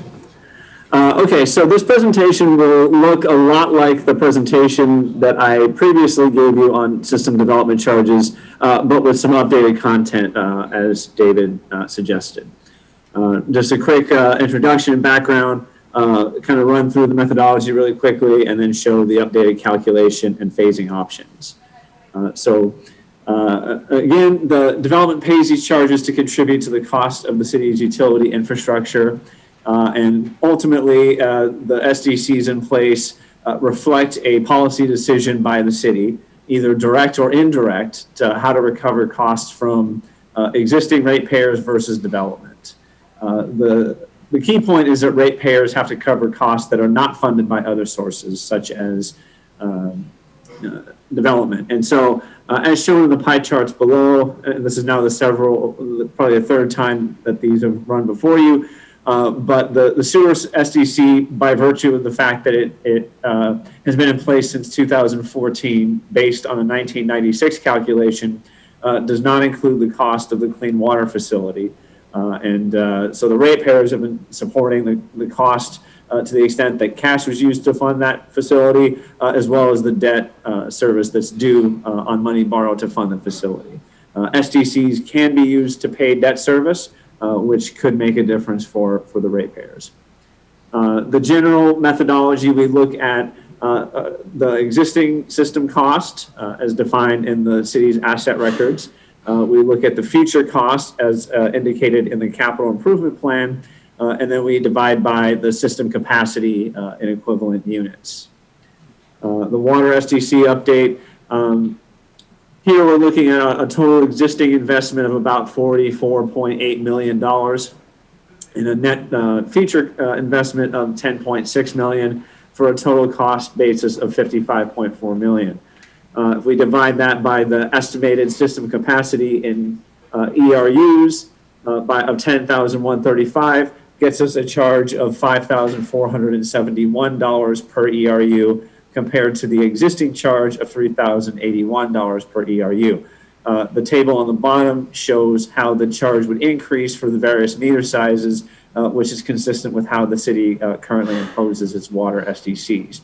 One thing that I wanted to point out since the last presentation, the updated SDC represents an increase of 78% over the current SDC. If the city had been adjusting the 2004 charge by inflation, it would have increased by 82% between 2004 and now. So it is worth noting that this is not an insignificant increase, but it is less than what we would get if you had just done inflationary increases every year. Onto the storm drain SDC. Here we've got an existing cost basis of 5.4 million, a future cost basis of about 900,000, for a total cost basis of 6.3 million. We divide that by the system capacity of 16,777 ERUs, and we get a charge of $377 per ERU. And so there is no existing charge, so no real context for like a percent increase or anything like that. But nevertheless, this is what the SDC would look like. The sewer SDC. Here, the conversation gets a bit more interesting. We have almost $88 million in existing investment, and that includes the clean water facility, but net of the outstanding debt principal. So we're not charging customers for the full cost of the facility in the SDC, and then charging them again for the cost and what they pay in rates for the debt service. So we have a net investment of 87.6 million, about $1.5 million of future costs, for a total cost basis of 89 million. And then we divide that by the system capacity of 9,681 ERUs to get a total charge of $9,200 per ERU, compared to the existing charge of 1,680. And so just kind of summarizing the key bullet points behind the increase, if we had adjusted for inflation as a rough approximation of assets that had been added and the interest that had been accrued on those assets, the inflation would have been 131% since 1996. So we would be looking at a charge of $3,800, $3,900 per ERU. If we look at the investment in the clean water facility, net of outstanding debt, we'd be looking at an additional $3,250 per ERU. And then if we look at the 2013 wastewater facilities plan and the capacity that it estimated compared to the current NPDES permit, the current estimate of capacity is 18% lower. So effectively, if we took the 3877 and we added the 3250 for the clean water facility, and then we increased the resulting amount by 18% to recognize the 18% change in the denominator, we're getting fairly close to that $9,200. We're somewhere in the $8,000 range. So, I mean, these are rough factors, but pointing at the fact that a substantial increase is due, or at least justified. However, that's stuff that we largely discussed last time. You expressed concerns about the impacts of charging the full sewer SDC on the development of affordable housing. And so there are a few alternatives. One would be charge less than the full cost SDC, but keep the structure intact. Another approach would be change how ERUs are defined to reduce the SDC per ERU. However, that would potentially impact other types of development. For example, if we were to assign 1 ERU per dwelling unit for multifamily, our number of ERUs would go up and our charge per ERU would go down, but it would significantly increase what multifamily development has to pay. So it's keeping the same cost and just shifting it around as to who pays it. And then the third alternative that we'll get into here is scaling the single-family sewer SDC based on house size. This is particularly appropriate for the sewer SDC because it's indicative of the expected number of occupants and expected wastewater flow as a result. And expected flow better represents impact to the sewer system than water meter size. So water meters are sized to deal with peak demands, which are driven by outdoor use and other usage that doesn't necessarily equate to sewer flow. And then Yeah, and then the sewer system is just driven by flow, and it's also driven by inflow and infiltration during the winter months, which is not related to customer use. So using this expected flow basis is appropriate for sewer. Another keynote here, charging less than the full cost SDC shifts cost to ratepayers. And so there was a study, and I consulted with my colleague, John Gillarducci, on this based on some work that he's done in the Oregon area. There was a study done by Portland that looked at the occupancy by house size. And we see typically the smallest number of expected occupants is one. And so that's kind of at the low end in terms of the number of occupants based on home size.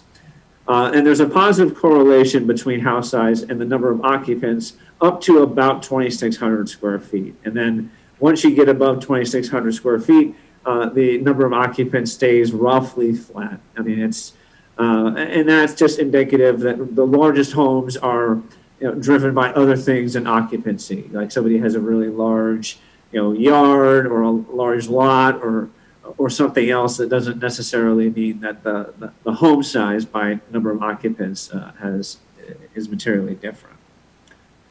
And so we put together a sewer SDC calculation based on the scaled approach. And Dave provided an inventory of parcels in the city, and we were able to get the average size of a single family home in Oak Harbor, and it's roughly 1,800 square feet. And so if we were to equate the full cost sewer SDC of $9,200 per ERU to a charge per square foot, we would get $5.11. And so now based on that, we've come up with a tiered structure based on house size. And so kind of the minimum occupant size, be it 750 square feet, anything up to that, based on the parcel data that the city had, the estimated living area was about 650 square feet on average, which would correspond to about 0.36 ERUs. And I guess I should start at the 1,800 square foot range. Basically, we've said anything from 1,401 to 1,800 square feet would be 1 ERU. That's kind of the standard single family. And then we have tiers that deviate from that. So anything up to 750 would be 36 ERUs. Anything from 751 to 1,400 would be 0.65. Anything from 1,801 to 2,600 would be 1.17 ERUs. And then anything larger than 2,600 feet would really be capped at 2,600 square feet of living area based on that relationship from that Portland study. And so we assign 1.44 ERUs, based on that. And so then if you look at the full cost sewer SDC, what we did was just said $9,200 for between 1,400 and 1,800 square feet, and then scaled based on those ERU factors. And then the column on the far right is called the alternative capped SDC. What we did there was we scaled it down a little bit so that basically for anything up to 2,600 square feet, the maximum SDC would be $9,200, and then anything above 2,600 could be more than that. So based on that, we have some phasing options here. The first option would be full cost, and basically this would be consistent with what we already presented. This would keep the meter size basis and go up to the full $9,200 for a 3/4 inch meter effective in March. And then the second option would be looking at the scaled approach and front loading the increase. And so here we set the charge for a home between 1,400 and 1,800 square feet at 6,100 is that first step, and then getting to that alternate capped level of 7,863 by March of 2025. And then the rest of them just scale accordingly based on the ERU factors on the previous slide. And then the third option would be keep the same target from 2025, but instead of front loading the increase, doing it in 3 even steps. And so then that's what we see there. Then for non-single family, basically keeping the standard 1,400 to 1,800 square foot home being an ERU, kind of keeping that as the 3/4 inch base charge for and then scaling up with meter size based on the the meter factors. But the options are conceptually the same and tied to that single family charge. And so then to show the SDC survey for those different options, the existing one is at the bottom. The full cost one is kind of at the upper middle of the range. And then we get down to the front loaded phase in getting you a combined charge of 11,948. And then the even phase in would get you for 2023 to a charge of 95.89. I should also mention that in all the updated scenarios, we are assuming the full cost water and storm drain SDCs effective March 1st of 2023. And so then really the difference is that sewer SDC. And so then the overall conclusion is that you can justify increasing the SDCs, and then we have our existing charges on the left, and then the proposed charges effective March 1st of 2023. And so there are three different options here: full cost on the right, even phase in, and then front loaded phase in between that, sort of in ascending order. And then ultimately, increasing the SDCs would provide additional funds for debt repayment and capital investment, and by virtue of that, potentially provide relief to existing ratepayers. And the city can balance equitable cost recovery with the objective of incentivizing or perhaps not disincentivizing development. You can phase the increases over time, or you could adopt charges lower than the justifiable maximum. But again, anything that's not recovered through SDCs ultimately falls at the ratepayers. And so that's the end of the formal presentation, and I'm happy to address any questions. Thank you, Chris. Appreciate it. Councilor Hoffmeyer, go ahead. Yeah, I think for me, and I think this is the third time at least we've looked at these, the average age of resident in Oak Harbor is roughly 30. The average age in Anacortes is nearly 50. So, in a way, think of Oak Harbor more as an entry-level city. Though not all cost suppress growth, I think council was very astute that it could here. I'm 38. I haven't made my millions yet. Spent 19 years as a teenager. Don't do the math. And I think 19 years being broke, and feel free to do the math on that part. Typically I'm typically one of the more sensitive to cost increases, et cetera. But following Chris's final comment, about it otherwise being placed on the ratepayers, and just distributing this as fairly as possible, I could support option 3 myself. So that's where I'm at. And thanks for all the great work you guys have done on this. Sure, thank you. Councilor Wiesner. Thank you, Mayor Pro Tem. Yeah, thanks for all the work. Here's my thoughts, and it may not be everybody else's thoughts, but this is just my thoughts. Option 3, however, I would like to see it start in June of 2023, not March. I don't think March is enough time for us to get the word out to developers, give developers time to find a piece of property and get the piece of property vetted under the current program. I mean, if we're going to use this, let's use it smartly. Let's maybe try to get some development off the ground. Let's maybe try to get something moving forward. I don't think 5 months heads up is enough time to accomplish that, and I think we would be cutting our nose off to spite our face. The 750 square feet, I'm kind of okay with, but when we take that down to 652 square feet of living space, I think that's a little tight. I think we should be using numbers closer to the numbers we're seeing as the living space numbers, and not be correlating to that 652, 1178, et cetera. I think the 751 to 1,400 should be to 1,600.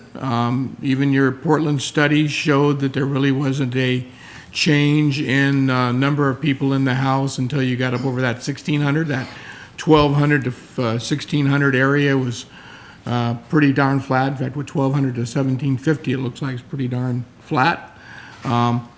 Families do build bigger homes these days, and by doing the way we've got it, stopping at 1,400, everything over 1,400 is considered a non-affordable house. The whole idea of this, right, is to promote affordable housing. So the way you've got it right now, 1,400 to 1,800 is one ERU. So anything under 1,400, anything over 1,400 would be considered non-affordable. I think that's a little tight, again, for today's lifestyles. So I think a little tweaking in the square footage. I think some tweaking in the date it starts. I like option 3, putting it in and not front loading it. We're in the middle of a kind of a crazy time in the economy, right? Where we are going to need to do everything we can to stimulate development. Developers are not coming out the woodwork like they were 2 years ago. I think front loading it doesn't give enough incentive as we come out of the back of this. Maybe the backside of 2023 before we actually start seeing development taking off again. It takes a while for everybody to gear back up, and I think we've closed that window by front loading a lot of this. Again, that incentive for that next kick. My final thought is I think ADUs should fall in the bottom category, no matter how many square feet they are. They don't require as much infrastructure to install. They're using existing sewer lines and existing streets, et cetera, et cetera. We have a limit on size. Most ADUs are not going to be a second family living there. It's going to be a, mom and dad or something like that. And I think ADUs, quite frankly, with the fact that we've got, areas of the city that were developed back in the day with, 9,600 and 12,000 square foot lots, that can really handle an ADU. Under today's current code, they could handle 2 houses, but to incentivize them to put an ADU there, I think we shouldn't limit it to that 750 square feet. I think if it's an ADU, it should be the smaller. That's my thoughts. Thank you. Thank you, Councillor Wiesner. Councillor Evans. Thank you. I've got a few thoughts on this. The inflationary increases, I understand where you're coming there, that we would have been higher, but it's our fault that we didn't have these regular increases. So to come on all at once seems extremely aggressive to me. I had concerns about this last time we talked about it because of the state of the market. The state of the market now is worse. The real estate companies, Zillow, Redfin, they're laying people off by the thousands. Home builders, private and public, are shutting down projects. We're coming into a point in our country where we're going to see a huge downturn in real estate development and sales, and everybody's dropping their prices. You look at the houses that are available in our own city, and we're seeing houses drop their price by $50,000 just to get the thing to move, and we're going to raise the price. I think we missed our opportunity to take the price increase when everybody else was, and now we're coming in at the downside, and we're going to jack the price up. And in a place like Councilmember Hoffmeyer said, in a place like Oak Harbor, that will have an impact on us. We're not on the mainland. We don't have the same accessibility. That's going to have a huge impact on us because people have to make a decision to build here. The builders that are already starting their process, they've already looked at their project, they've already done their budget, they are looking at the viability of that, and they're saying yes, so they've submitted paperwork to the city with intent to do something. I would not want to see this impact those. The presentation that we had yesterday for annexation, that's going to be a multifamily project coming down the road. Well, they're looking at that right now, budgeting that thing out to see if they can afford to do it. But, by the way, we're going to sock this on you right about the time that we're going to approve you for annexation, which changes the entire formula. Again, that could wipe that builder out and prevent them from building us the homes that we need.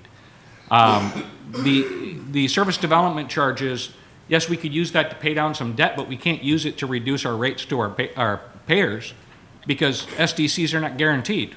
If we have nobody building any homes, we have no SDCs. So we can't use that for debt repayment. We can pay lump sums, yes, and then we can reduce, but we can't use it for any sort of of credit that it's going to be consistent coming in, because we don't know.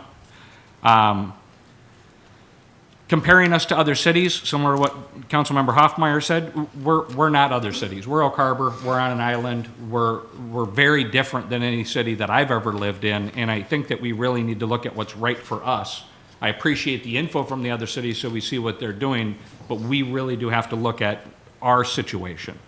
And if we don't put this in, it's going to be on the ratepayers. I understand that, but if we put this in, it'll probably still be on the ratepayers, because we're not going to have the production that we're all hoping is going to bring this millions of dollars in. In regards to these tiers, you know, similar to what you were saying, Councilmember Wiesner, we're trying to get affordable housing in here, and from what I can tell, you know, a starter home for most families is 1,400 to 1,800 square feet. So I would love to see tier 1 up to 1,800 square feet. We can't be putting roadblocks in front of everything that we've all campaigned on, been in office on, the housing action plan. Everything that we're trying to do is trying to reduce cost of building so that way we can have some affordable homes. We've got the density changes that we just dealt with on the critical areas. That was a great conversation that's going to help with that. This just seems like it's going to be a roadblock for us. And with the ADUs, I completely agree with you. I don't think we should be penalizing people for taking advantage of that space that we do have in our city, because we don't have much. So I think this is the wrong time for this. I think it will not be as much of a benefit as we're all hoping. And according to our finance director, we're in a good state of affairs right now, so we're not desperate, so let's not act like it. Thank you. Councilor Marshall. Thank you, Mayor Pro Tem. I agree, we missed the boat on raising these SDCs for quite some time, but I don't think that we can continue to kick the can down the road forever. I mean, at some point, it's going to catch up to us, and if we don't implement them, you know, I have a hard time, because I know I didn't campaign, obviously, but several of you did on the rates, you know, and this is an opportunity to lower the debt service. It's an opportunity to not put that burden on the ratepayers. I mean, they made it very clear that if we don't increase these SDCs, the burden is going to be borne by the ratepayers. And so, that is who we're beholden to, you know, not the builders so much as the ratepayers, as the citizens.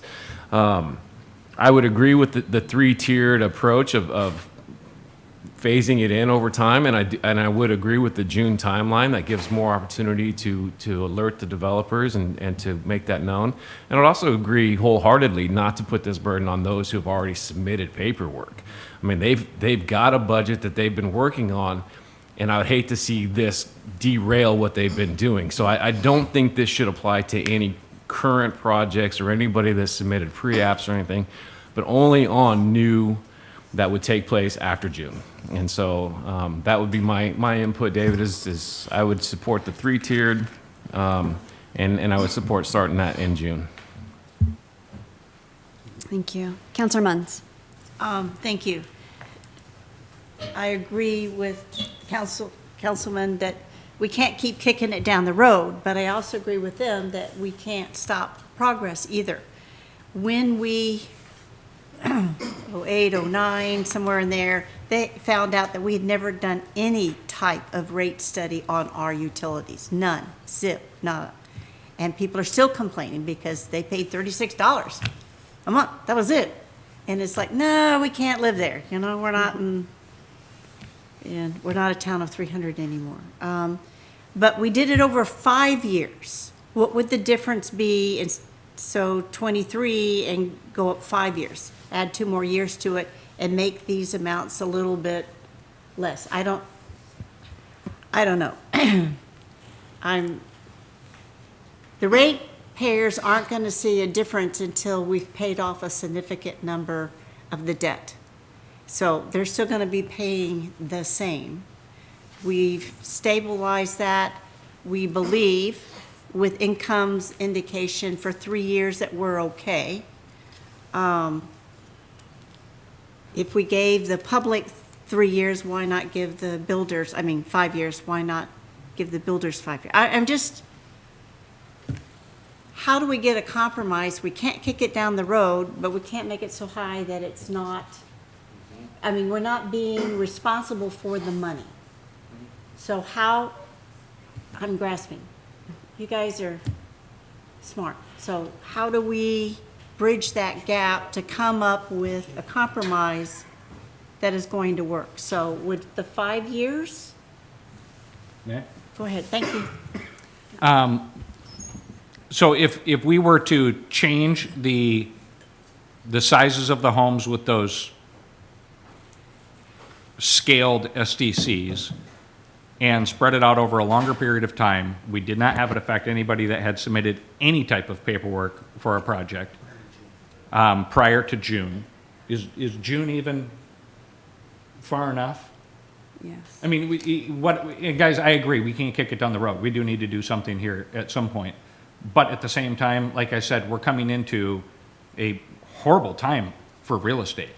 I've got 60% of people pulling out because they can't afford the new interest rate. I mean, they cannot afford the new interest rate. The payment on a $500,000 house a year and a half ago, was $2,100. Now it's, what, $3,100? I mean, that's not affordable. It's nowhere near affordable. Why not January? Why not give us a year to get through this mess that we're in and see if we can get this thing worked out and spread it out over 5 years, and see what we can do. And that also gives some of these builders an opportunity to get off the dime if they got a project. Let's get these things going, and maybe we can get some building done during this downturn if they've got a benefit to them. So I'm looking at how are we going to get houses in this city in the small spaces that we do have without penalizing people at the same time. And I hope you guys all do understand that this money it's not guaranteed. So we can't use it to reduce our ratepayers' rates until we have a lump sum that we can actually pay the debt down, and then we can do another rate study and see what their rate's going to be, and then we can make that change. This isn't going to be, hey, we got SDCs, everybody's going to take a dip in their rates. It just doesn't work that way. So that's why I'm trying to look at this in a way that we can be cognizant of all the scenarios that we need in this city. Yes, we need ratepayers, we need them happy. They're the people that currently live here, but we have a lot of people that work here that would like to live here. We have businesses that don't even have employees because they can't get a place for them to live here. Which is affecting our sales tax. It's affecting our opportunity for people to be able to shop here. It's just a trickle effect that continues to hit everybody. So this isn't really a benefit for any one specific ratepayer, builder, homeowner. This is a full encompassed situation that we're in. So I think we do need to be very cautious of that. So I would love to see that bottom tier be up to 1,800 square feet, and then the 18 to 2,600 and larger. And I'd love to see at least a year before we started implementing this. And yeah, maybe putting it over 5 years, that would be something, but I have no idea what the world is going to look like in 12 months either. So I might be kicking myself in the backside just for saying that. Thank you. Thank you, Councilor Evans. I agree with Councilmember Wiesner and Marshall, some of their thoughts. I like option 3. I agree with implementing it in June. I think that anybody that has anything already in the pipeline, obviously this doesn't apply to them, and that gives some developers time to, get off their duff and start the project if they were kind of on the fence about it, knowing that this is going to be increased. We absolutely need to encourage ADUs as much as possible. And I agree with tweaking the square footage a little, maybe not necessarily up to 1,800, but at least 16. Definitely agree with that. Currently we have some of the lowest costs in the region, and developers aren't exactly flocking here and things aren't building up. So I'm not entirely sure that, implementing this, phasing this in, to be specific, is going to be doom and gloom. It might be doom and gloom anyway. It's one thing for a developer to pass costs on to a buyer, but it's a whole other thing to have our taxpayers subsidizing developers. That's what I don't want to happen.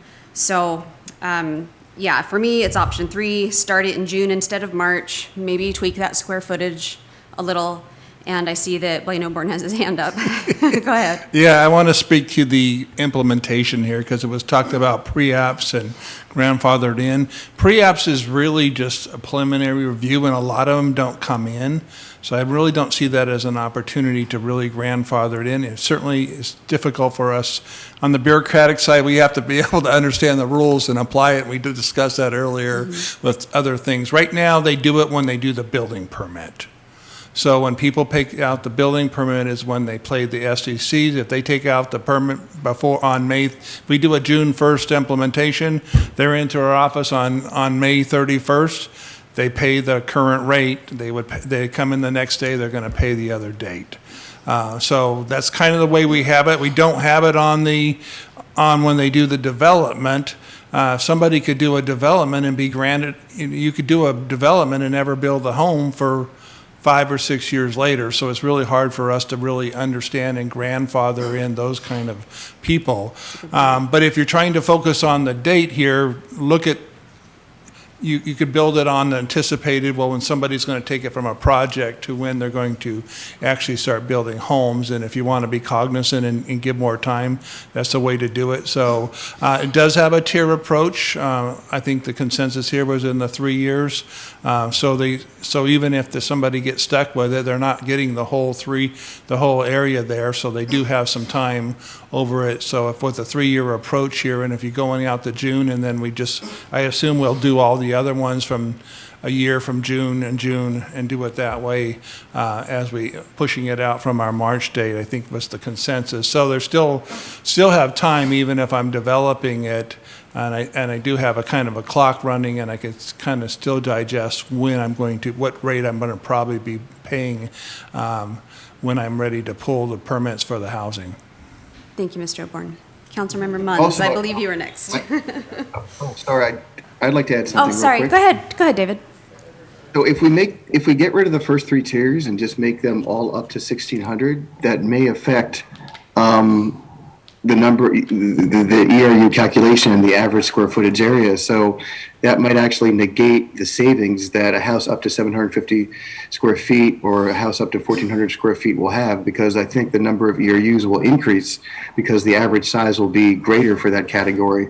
But Chris, you can kind of clarify that if you don't mind. That is correct. So what we're seeing in the estimated living area column is the average living, I mean, except for the 1,400 to 1,800 group, but for 750, 751 to 1,400, that's the average living area of the homes that are in that size category. So if we lump a bunch of them in, the average is going to go up. And so maybe someone who has 1,400 square feet might get a lower ERU assignment, but someone who has 750 is going to get a higher ERU assignment. Gotcha. Okay. Thank you for pointing that out. Mr. Goldman, did you have anything else before we go back to council comments? So I was thinking, if we were to change the 1401 to 1,800 to 1601 to 2,000, that would affect the ERU assignments for the categories surrounding it. But that might be something that might be worth looking at. If that was my understanding. That I think that may have been mentioned by Councilmember Wiesner. Okay, thank you. Councilor Munns, go ahead. Thank you, Merton. I'm not sure if it was 08 to 012 or just after 012, Development Services, and tried to bring in more development because inflation was starting. They delayed that they didn't have to have their permit and maybe the SDUs paid until occupancy. So it gave them time. There was sadly no increase in building because they delayed that. And so, no, but they gave them more time to collect money and do this and this. Instead of having to put more out, they could put more into the building supply. So I'm just saying this could backfire by waiting a whole year. I don't really know. I'm just saying that we tried something, they thought it was going to work. Other cities were doing this, and no one really seemed to be bringing people in to build. They just weren't going to build. They didn't care what it was. They just weren't going to build. So, yeah, thank you. Counselor Wiesner. Thank you, Mayor Pro Tem. You know, Blaine, you actually sparked another problem in my mind that you probably were hoping you didn't spark. Picture a developer, 10 months into permitting. Yeah, we're going to get your permit out next month. We're going to get your permit out next month. Oh, 2 planners are down sick. We can't get your permit out next month. Next day, rates go up. Now your permit's available. Now your permit's ready for pickup 2 days after the rates went up. Sorry, we didn't get it to you 2 weeks prior to the rates going up like we promised. Right? So, I'm going to suggest, and again, this is in the idea of just knowing how developers think, and if we want to actually use this as a tool to maybe get some stuff going while we're in this downward, right, that what would be so terrible if we allowed to have people vest their system development charges by paying for them up front, and we allow them a 6-month period then to, right? I mean, you get where I'm getting at, right? Because, 3 weeks prior to a system development charge thing, you guys are going to have a lot of pressure to get some permits kicked out of that office. And if you fail, you could be causing a developer hundreds of thousands of dollars could be at stake. So, how do you deal with that? Well, you get ahead of it, right? And if I could buy and pay for my system development charges up front, hold those system development charges for 6 months. If I don't use them during that 6 months, I get a refund. I got to pay the new rates. I'm no longer vetted. Right? So this prevents somebody from buying and holding these things for years and years. But it's going to solve a problem for our planning department and our planners and our people in permitting. There will be a development that we're going to be working up to the nth hour just before these rates make an adjustment. It's going to happen.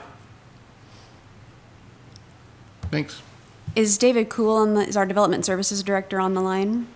No, he's on vacation right Oh, now, okay. but I can speak to that if you go yeah, Steve, at the mic, please.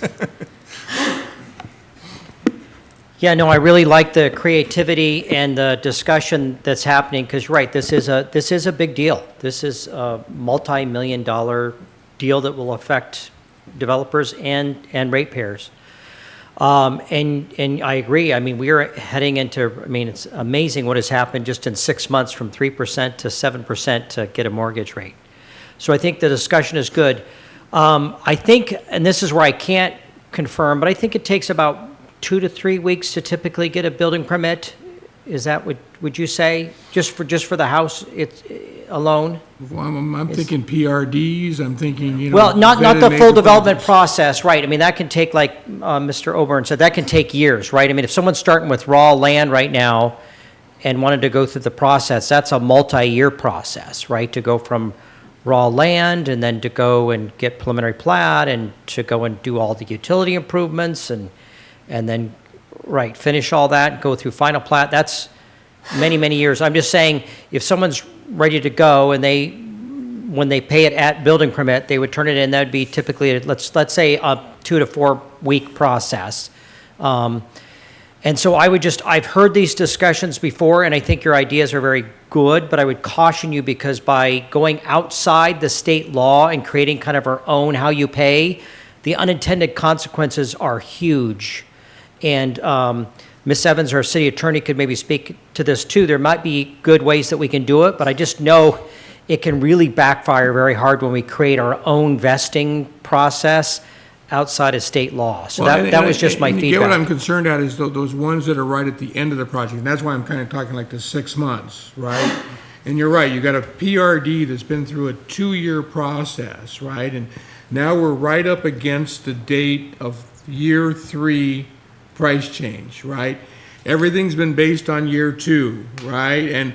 And we're 25 days from having this short plat completed, and 3 weeks from having the building permit in hand. Something happens and we don't miss that 25-day deadline. And now we have just cost that builder, who's been through 2 years of work.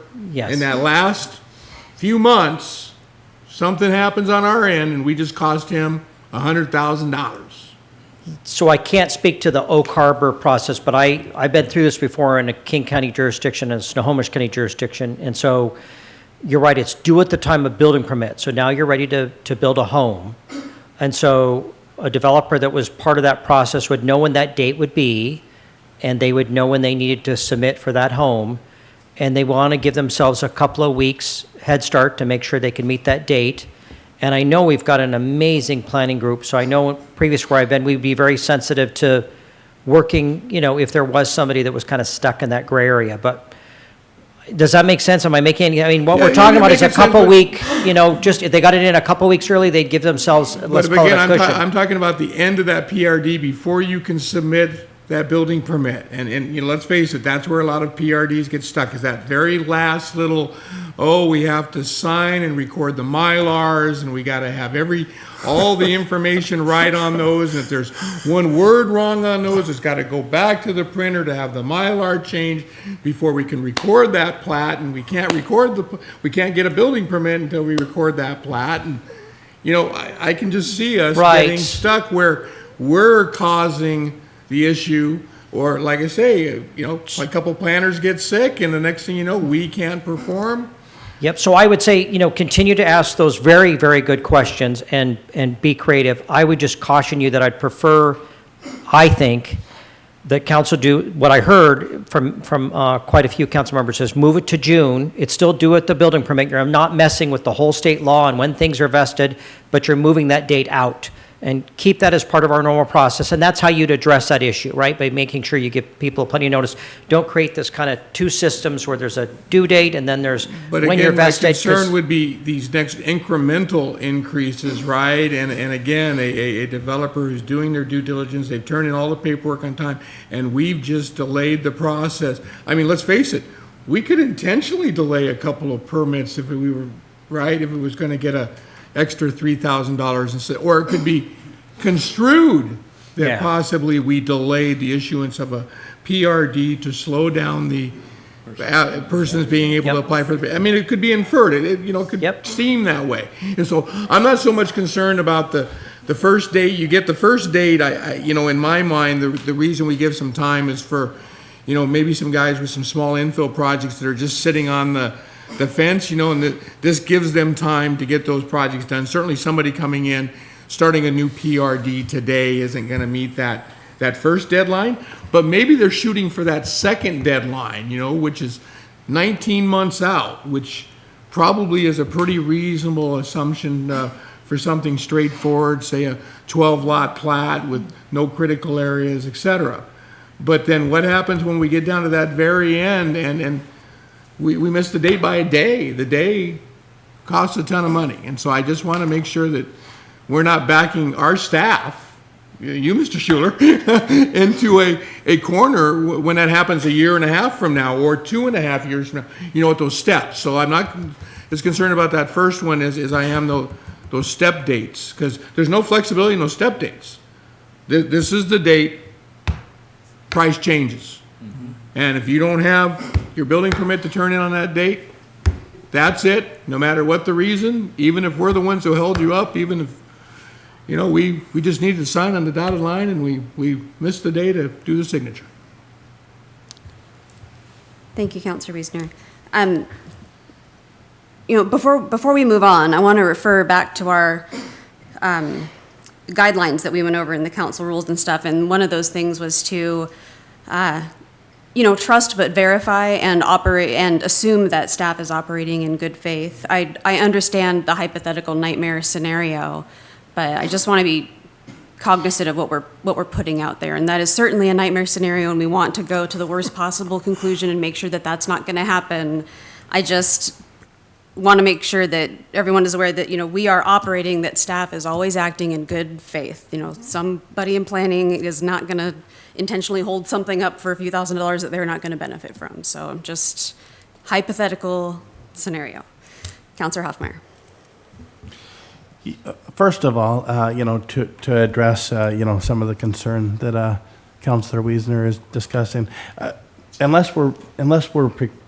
precluded by state law. Could it simply be that it's the date that the permit is submitted? You know, so that's a question I would have there. I wish David was. And then the other question I have is on the, you know, the phasing in, whether that's 3 or 5 years.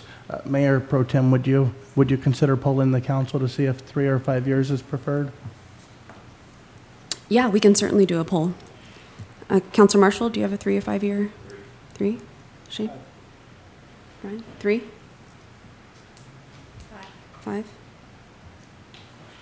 5? And I'm 3. So I think that's 3 3s and 4 5s? All right. Does that conclude your, okay? Maybe if we could look at the difference. Yeah, maybe work the numbers.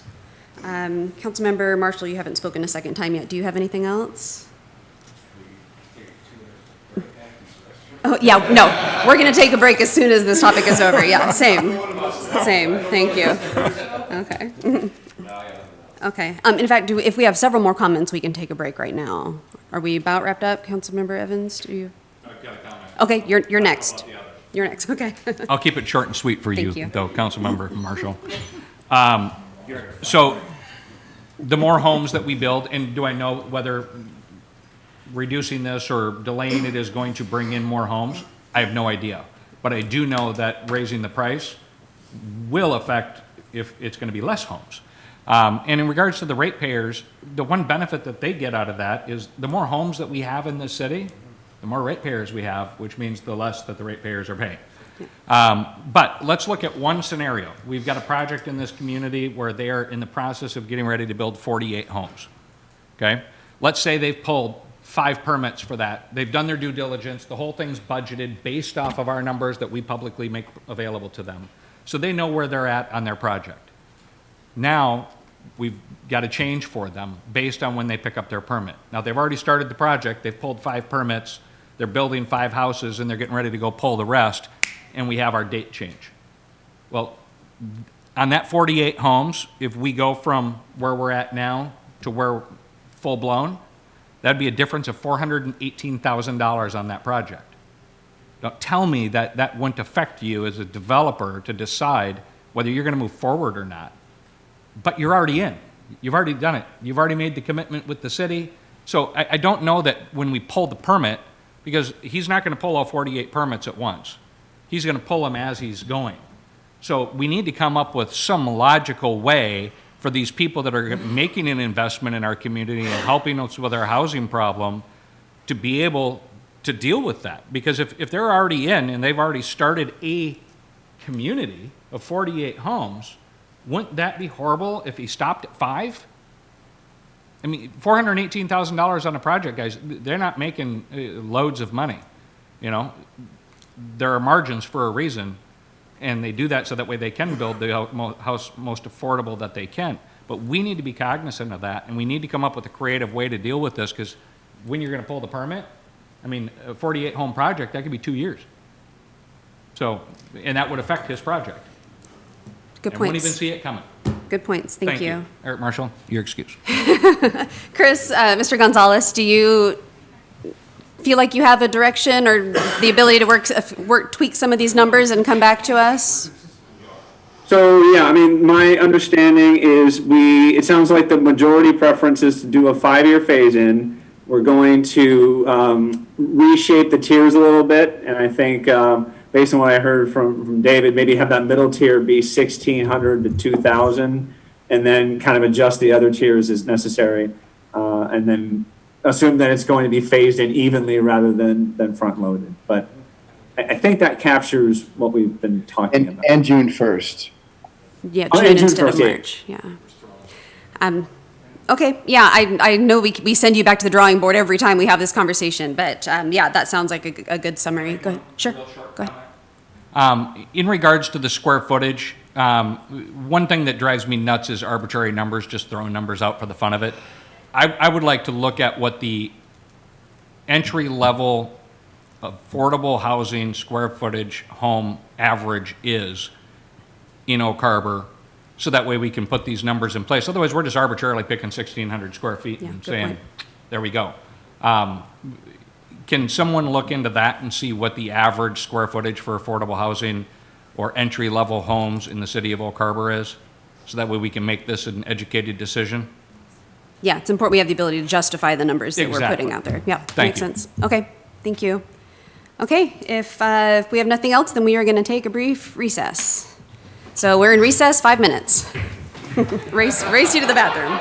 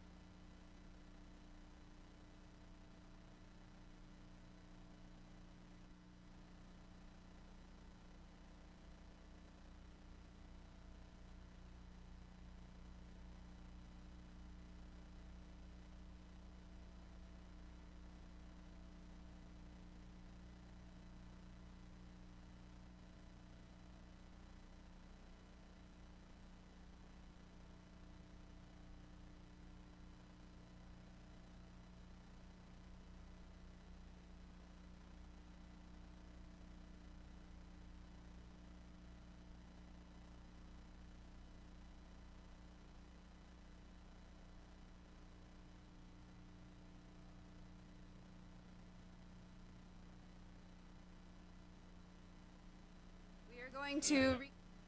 Thank you. All right.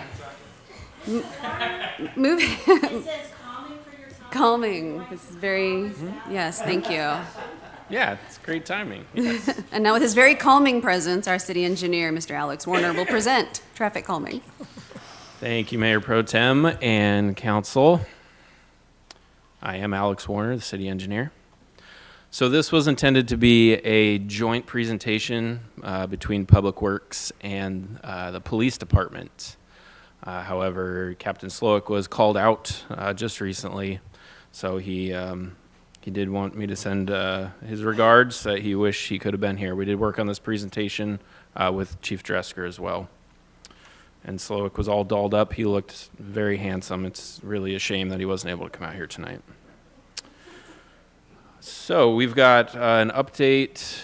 For council was requested by, I believe, a couple of council members on our traffic calming program. I'll start out by giving an overview of what our current traffic calming program looks like. So the goal of our traffic calming is to increase roadway safety by implementing solutions that reduce speeding, collisions, injuries, and fatalities. And then we have this 3 E's of traffic calming you may have heard of.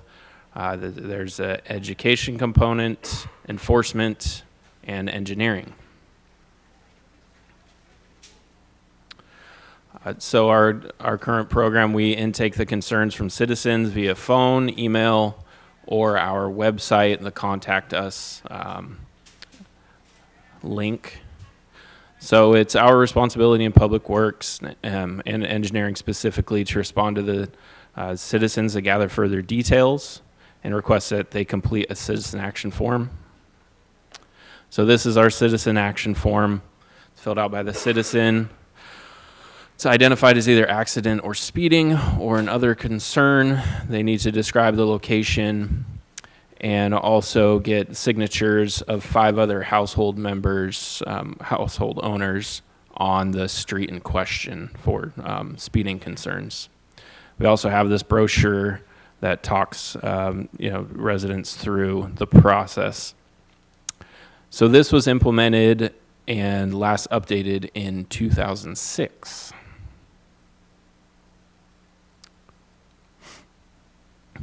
So on the other side of the brochure is a flow chart, and that gives, again, the citizens an idea of what they can expect.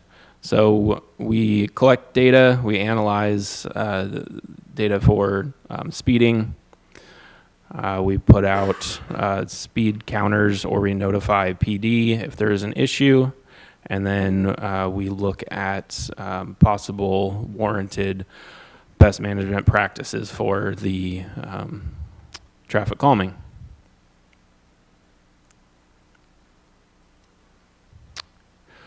So again, we start with education, then go to enforcement, and then engineering, typically in that order. And then we notify the citizen of either an action or no action to follow up with them. And there is the budget component. We need to always keep in mind our staffing and budgetary restraints. So here's where Captain Slowick was going to jump in. So as part of their enforcement, they do have visible patrols. They have traffic emphasis, radar trailer deployment. You may have seen those out around town, telling you to slow down. So they are data driven, and rather than going out there with an unknown, they have targeted locations based on data that we in Public Works can provide them. It could start with a concern, and then we get traffic data for speeds and the amount of vehicles speeding, and then they go out and can do their enforcement. They also are key in the education component of traffic calming. So they have community presentations and materials, they do school activities, and the law enforcement events. So since 2006, we've had over, yes? Oh, hi, I just wanted to jump in. I know Captain Slovic and Chief Dresker mentioned to me that they are looking at some new speed trailers and have really awesome technology where you can change the graphics. And I know from my experience in King and Snohomish County and also talking to the police department here in Oak Harbor, those are really effective because what's nice is those neighborhoods that call, they can go and deploy those speed radar trailers. So one, it's like the government's listening to me, right? Because there's an issue and boom, right away, here's a speed trailer on my street. And so I'm very excited about the technology that allows you to really better communicate. Instead of just like flashing your speed, there's messages you can provide and things like that. There's data so we can get speed information and real-time data. So I'm very excited that and just want to kind of emphasize that that's something they're looking at and you should be looking for that information in the future too. Thank you.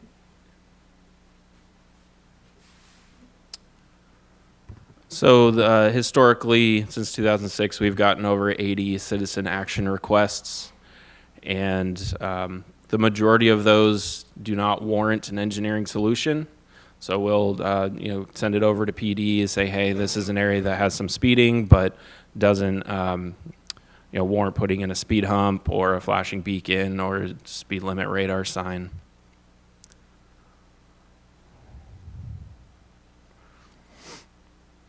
So here's some general costs. I'll give you an idea of the BMPs we have historically been implementing. We put out speed humps, and those are not to be confused with speed bumps. These are the ones that are about 14 feet long and 2 inches high, and they're more gentle than a speed bump, but they do typically get vehicles to slow down closer to 25 mile an hour speed limit. We only apply them to 25 mile an hour speed roads. So they're typically put out in pairs, and with the material, labor, signs, all of that, it came out to be approximately $12,000 for a set of speed humps. Then we also have what we refer to as RFBs, or the rapid rectangular flashing beacons. Those have been put out at Fort Nugent Road at the park there. We replace some inroads with RFBs, and then they're also put out further out towards Howard's Point development. We put in a RFB there. And those are solar powered, which is nice. We don't have to do any electrical conduit or anything, but they are about $14,000 for a set of the RFBs for the enhanced crosswalks. We have speed limit radar signs. Those have been put out at O'Leary. Oh, you have a question? That RFB, is that what's going to go at North Whidbey as well? Where the lighted crosswalk used to be, North Whidbey Middle School? Yeah, we have discussed that, and I don't know if we've come to a resolution on that. That was an oversight during the paving, but typically we have been going out and replacing inroads with RFBs. It's something, I mean, working next door to there at the pool, that's something I've probably had 100 people mention, and I know I had chatted with Steve about it as well, so perfect. Thanks. Right, and that's trying to get to that standard of RFBs, because it's a known commodity. A lot of other communities in the state use those, and we've begun to implement those. So I can get back to you with a firm answer, but yeah. The speed limit radar signs, those have been put out again on Fort Nugent Road down in the dip by the golf course and on Northeast O'Leary. Those cost about $7,500, and we typically again put those out in pairs.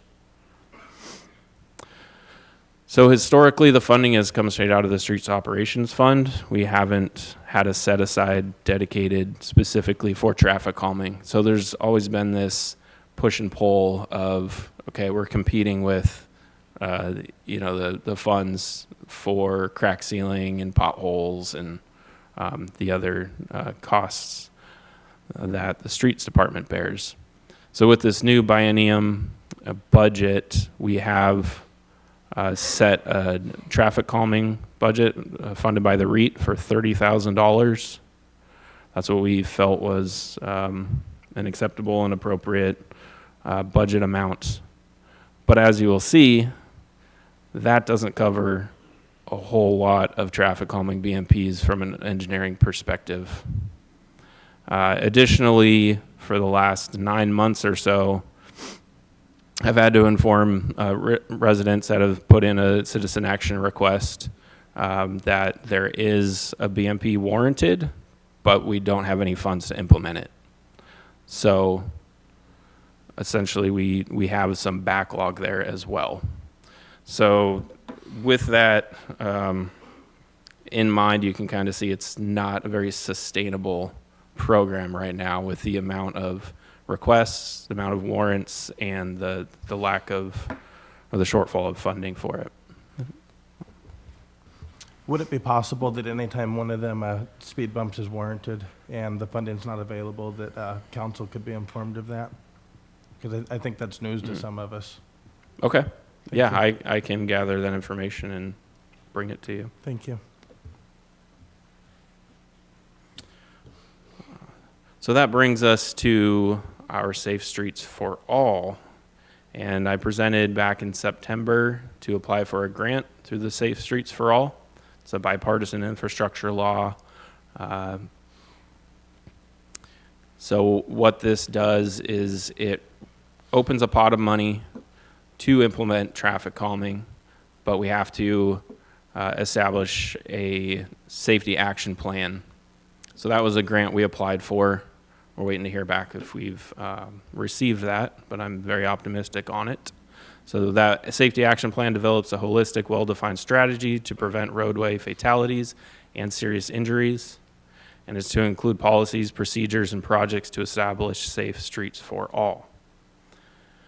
So with that coming, this next year, potentially into early 24, some things we could expect from that are the new methodology in traffic calming. So again, this is being run by the IRTPO, headed by the IRTPO. It's a joint action plan with Island County, Island Transit, ourselves, Town of Coopville, and the City of Langley. So some of that new methodology, here's one known as the Vision Zero, and this has been adopted by cities across the country. And the Vision Zero is a strategy to eliminate all traffic fatalities and severe injuries while increasing safe, healthy, equitable mobility for all. And now it's gaining momentum in major American cities. So I think this might come up as a recommendation that we adopt this policy. You see the language, eliminate all traffic fatalities and severe injuries.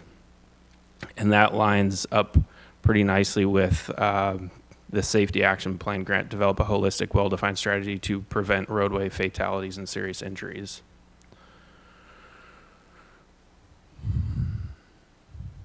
Also, as part of Vision Zero policies that can be adopted, the statement here on the 3 E's of traffic calming, which we have in place now, it's a century-old approach. It needs to be revisited. While the individual E's have a role to play, they need to be better evaluated for shortcomings and held to a higher standard, especially in the terms of effectiveness and equity. So the safe system can develop or deliver more effective, equitable results. We handed out a sheet at the beginning of the meeting, and that's info sheet on Vision Zero. And what really it's showing is speed is the common factor for injuries and fatalities.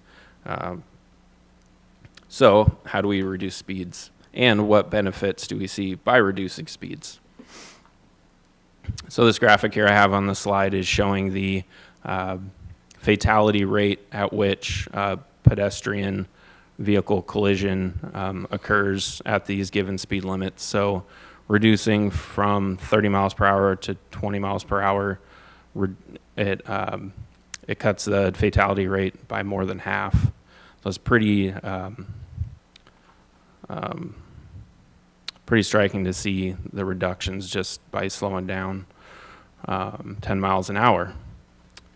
This here is showing that your focus on the road and your field of vision opens up the slower you go. So I've noticed this personally on on East Whidbey, when we restriped that with bike lanes, the lane widths went from 13 feet to 11 feet. And just anecdotally, I've been noticing more things. Like, oh, hey, yeah, the fire department, the pool, we've got all these things right along the road. So I don't know if you guys have been noticing that, but it has been proven the slower you drive, the more your peripheral vision opens up, the more you tend to notice.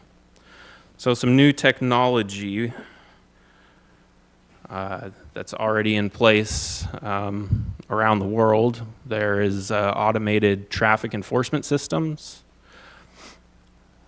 So the authorized uses of that can be for stoplight violations, railroad crossing violations, school speed zone violations, and speed violations. So there's already 29 jurisdictions in our state that have adopted an ordinance for these systems. This is, your ticket by mail, and sometimes referred to this. And here's a list of the jurisdictions in our city that have adopted it. It was actually quite a lot more than I had expected. I'd heard a lot about Linwood with the red light running ticket system, and I know that had a lot of publicity when they implemented that, but it's gaining traction in other cities as well. So this one I found pretty interesting. I think it kind of goes in line with all these electric cars. The National Transportation Safety Board is recommending technologies in new vehicles to prevent driving over the speed limit. So we could be seeing that in cars on the road in the next 5 to 10 years. That's another self-enforcing traffic calming. There's also a push nationwide of rethinking our roads. So this was an article that was passed on to me in the Everett Herald just a few weeks ago. It was titled, "The City's Streets Need to be Returned to Pedestrians." So this photo I have over on the right is a city street in San Francisco. I want to say the early 1900s. And what's interesting is it's a grab from a video, and you see bicyclists, horse and buggy, early cars, street rail, people going straight, left, right, all over the place. You wonder how are they not getting into collisions? Well, watching the video, you see they're all traveling about 5 miles per hour. So it's just a really extreme example of reducing speeds reduces collisions.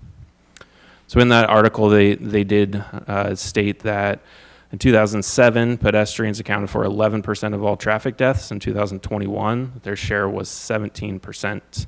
So we need a future of safer and more sustainable cities with mobility that is more inclusive, equitable, and healthy. And following the data that they reference there is from the Governor's Highway Safety Association. And another stat that is pretty eye-opening is there's been a 53% increase in pedestrian fatalities in the last 10 years nationwide.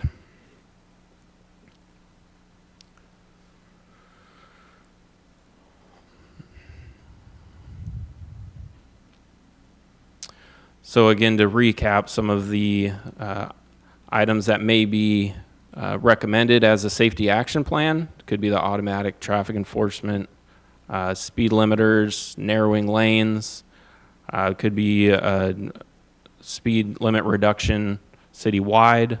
There's also a new movement to create these 20-mile-per-hour villages, usually in defined developments. You would enter and you would have kind of a visual change to show that the community or the neighborhood expects 20 miles per hour rather than our standard 25 miles per hour. But it is good to keep in mind with any of these changes, especially speed limit reductions, we can't just go out there and change the speed limit on the signs. All that will do is increase the amount of speeding violations. And we know the PD does not have the resources right now to go out and do additional speed enforcement. So speed reductions will come with other things such as new striping or hardscaping. But that all comes with a cost.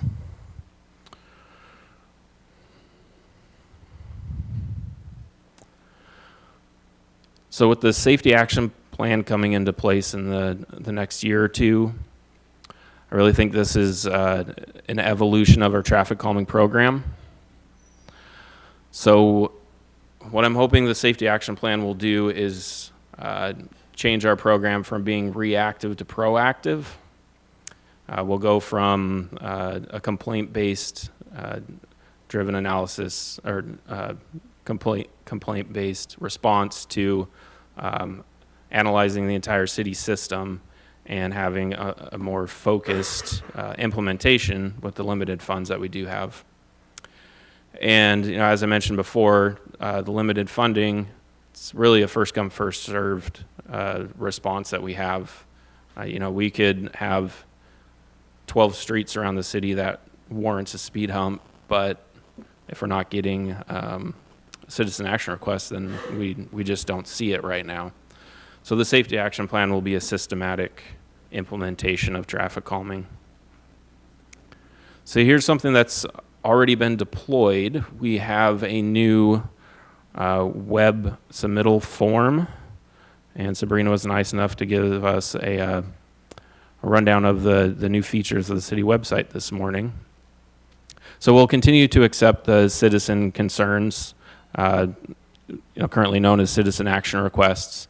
It's now an online form, so we've already sunsetted that brochure and the hard copy that I showed you at the beginning of this presentation. And what's nice about this, can't really see on this slide, but it has more categories than just speeding or collisions. There's also, you can select crosswalks, several other items to really focus in what the concern is. So with that safety action plan, the thorough analysis of the city street system will emphasize safety improvements that have the greatest benefit to cost ratio. The citizen concerns will be documented and considered alongside the safety action plan. But all of this will need that pool of money through the Safe Streets for All for grant funding, because we have just seen we do not have the local funds to keep up with traffic calming.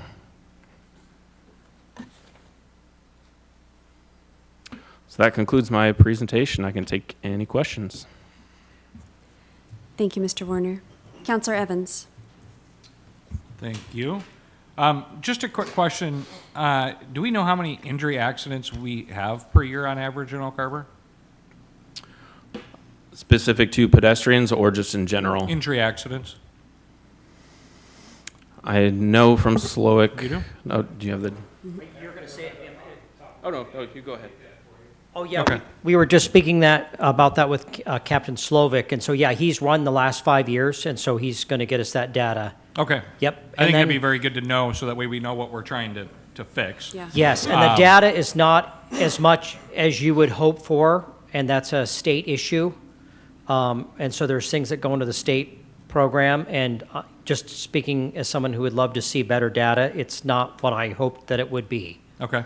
Yeah, I mean, the categories aren't broken down enough, so things just get lumped into all the different categories, so. Well, and if everything got lumped in where, somebody broke a fingernail, I'm fine with that. Yeah. Because, since 2006, we've had 80 citizen complaints. That's 5 a year about speeding. So.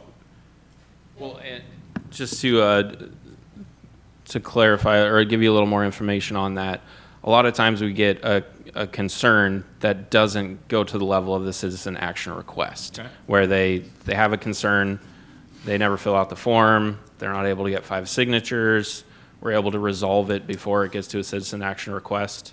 So we do get a lot more calls and concerns from the public than 5 a year. Because I totally get it. I've got 4 kids that I raised, and I've got 3 grandkids, and I don't want them getting run over by some person speeding down the road. I'm just wondering how much of a problem is it in our city? We see 5 or 6 people get hit by a car. Okay, thank you. I appreciate that. And that's pedestrians? Yes. Okay, thank you. For those watching at home that couldn't hear, our fire marshal just said from the audience that we get about 5 or 6 pedestrians a year hit by vehicles. Okay, who is Councilmember Stuckey? Shane's already spoken, so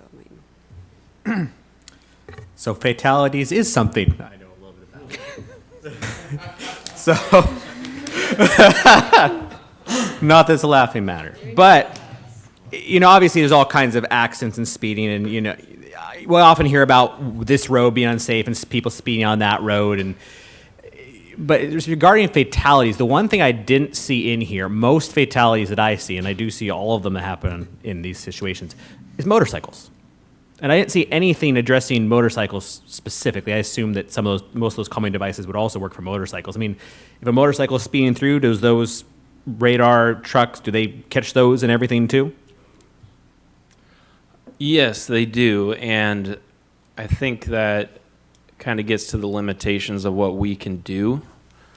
You know, there's always going to be people out there that disregard a radar sign. They disregard the speed limit, you know, the sharp curve up ahead. So we can't, we can't implement things to the point where it's making the streets unusable. So there is a balance there. Yeah, it's just kind of the reality of what we're working with. And actually, when you say motorcycles, I think you bring up a very good point, Councilmember. We know this is going to be a growing trend, and it's not my area of expertise yet, but I think it will have to be. As you know, we've got electronic devices now that can run all sorts of bicycles, scooters, skateboards, 1 wheels, 3 wheels, you know, and those are increasing every Christmas, right? And all sorts of different electronic bike options now. And so, as I understand it, by law, you can go up to like 20 miles per hour with just doing this pretty easily, and it's getting easier every single year and more powerful. And so we're going to see more and more of those on the streets. And so those fall somewhere between, you know, pedestrian and a normal bicycle going 8 miles per hour. And that's a huge difference when you're going 20 miles per hour versus, you know, 7 to 8 on a typical bicycle. So that's going to be a constant need, and that's where not only the feds are coming down and saying, you local cities need to do a better job, and then the state, by requiring this active transportation plan that the council just approved, that's the state coming down saying, local governments, you need to do a better job. So one thing I'm saying is, you know, the citizens are getting through to the state and through to the feds and saying people need to do a better job, and that burden is being placed on us.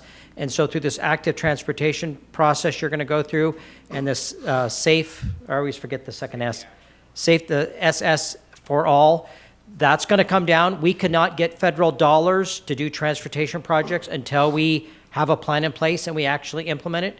And like what we just talked about with the 80 transition plan, these are all getting pretty serious, and people are filing lawsuits, and cities are really facing this. So yes, it's kind of a local issue, but we need to be in front of this, would be my recommendation, and do it in a way that really makes a benefit to your local communities too.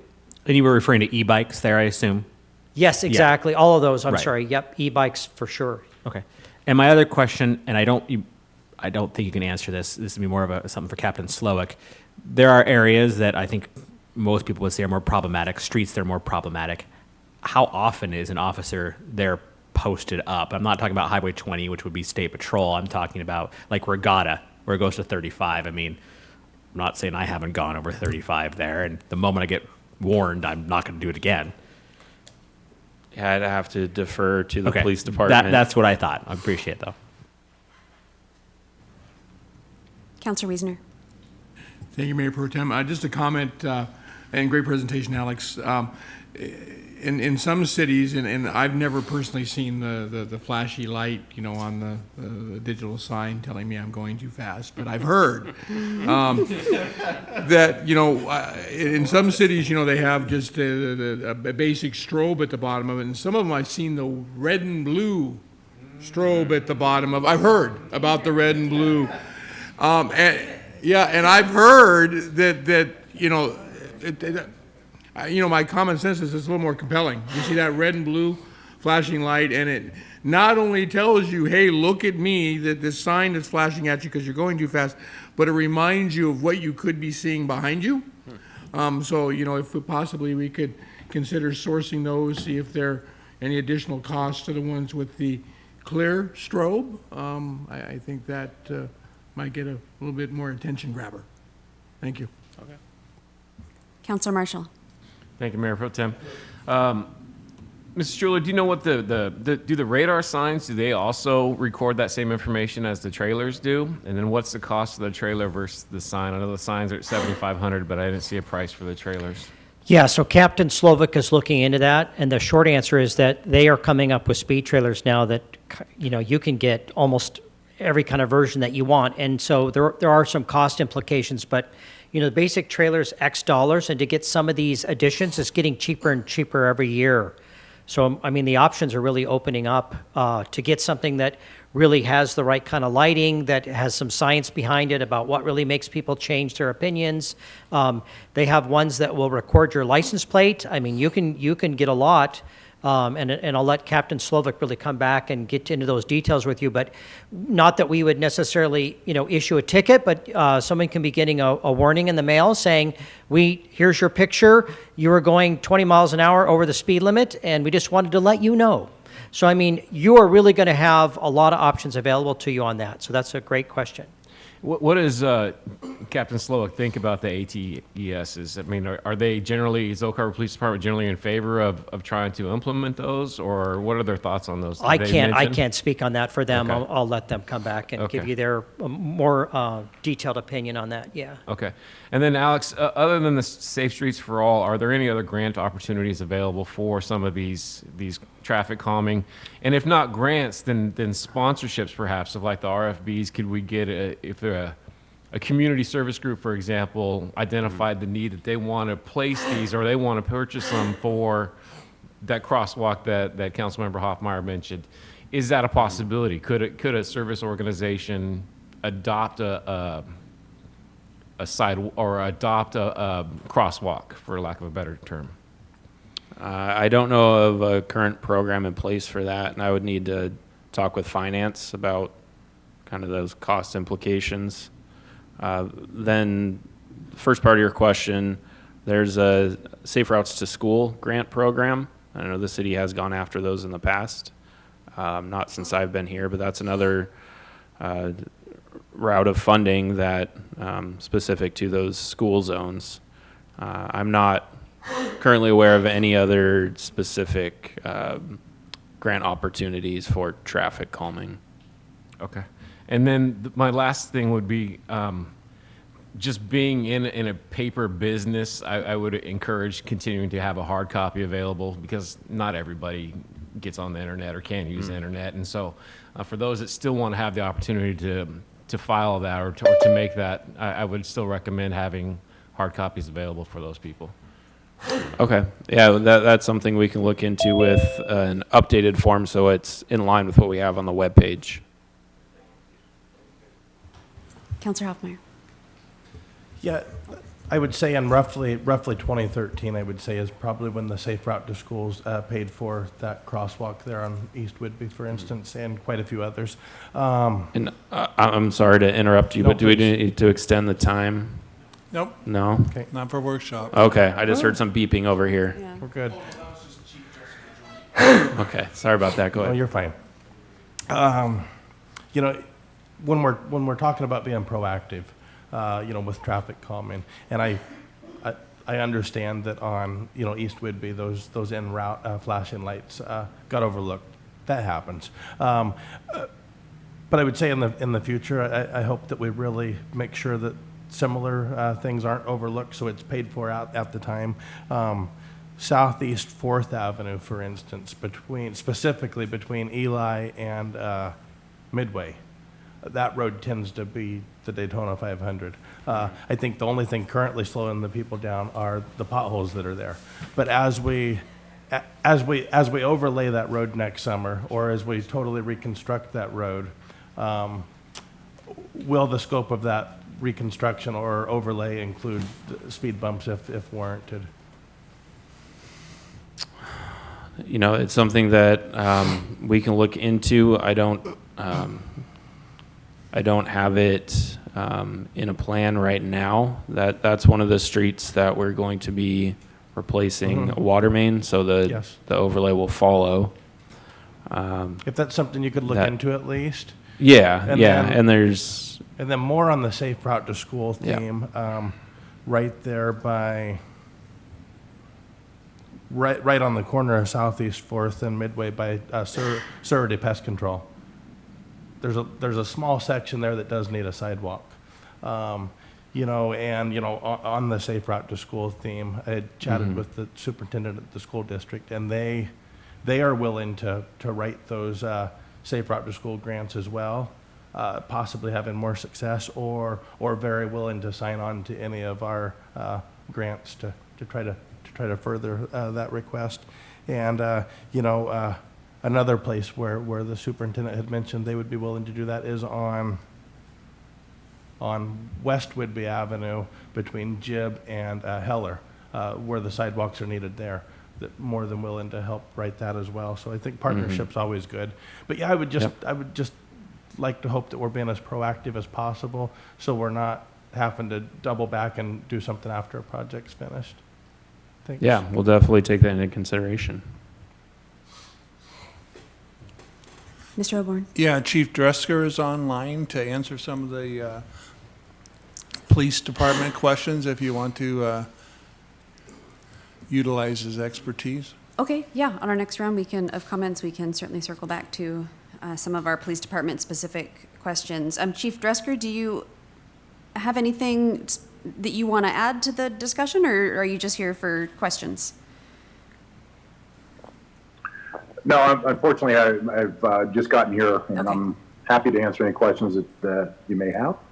But I was preoccupied and not able to be here before now. So ask any questions, I'll answer them. No worries. Thank you for joining us. Appreciate it. I apologize, I don't remember who asked the question, but something about, you know, police enforcement or response to public complaints. I've had lots of conversations with citizens about a couple of trouble spots, and the one I think I've heard the most about is Southwest Barrington and Fairhaven-ish there, kind of, you know, up that hill through that neighborhood on Barrington. And I think the last 2 or 3 times I drove by that intersection, somebody was pulled over there. So, or there was an officer within a block of that area. So, you know, we definitely are listening, and as far as personnel and bandwidth will allow, you know, responding. So I love the online form. I think that is exactly how we should be engaging with citizens and allowing them to engage with us. That is so easy, and, you know, it doesn't require you to take it around your neighborhood and get a bunch of signatures, and it has options. Love that so much. I will be sharing that for sure. And Councilmember Hoffmeyer made a point during your presentation about coming to us if there is a need for a specific, I mean, if really there's a demonstrable need for a speed hump or a radar trailer or something, and you don't have $14,000 lying around in your budget, you know, if you came to council for, you know, a special purchase or budget amendment or something, I would certainly welcome that conversation. You know, we might not be able to make it work every time, but if there's an incident or a rash of complaints and, you know, $7,500 is all that's standing between us and actually taking action, you know, please bring that to us instead of waiting for a budget cycle. I think we're happy to spend a few minutes hearing that. And I'm really excited about the radar trailer technology. And I think that this, you know, the safety ties into the transportation plan and making our streets more bike friendly. I have an e-bike, and downhill that puppy will get up to 30 miles an hour. It's scary. And there are definitely some streets that are better than others when it comes to riding around. You know, Regatta with no sidewalk at all there at the end is pretty freaky. But then again, Barrington up that hill is tons of room. So I think that there's a lot that we can do to make things safer. And I appreciate the increased police presence, really appreciate the online form. And yeah, definitely come to us if there's something that that you're looking to do that needs to be done immediately, but you don't have the funds for. I mean, we would, at the very minimum, be willing to hear you out for sure. Go ahead. And just for the record, with Chief Dresker here, I did not promise any additional police enforcement. So I just want to make that abundantly clear. Understood, and thank you. I appreciate that. And yeah, you're safe tonight. Thank you. Any other council comments, questions? Okay, great, thank you. Yeah, Thank you for the thank you. presentation, appreciate it.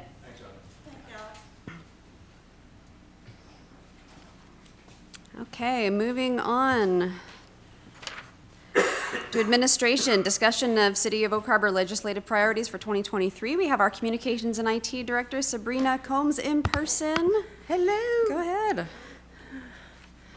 It is nice to be here in person, I will say that. Got to get used to it, but it's great.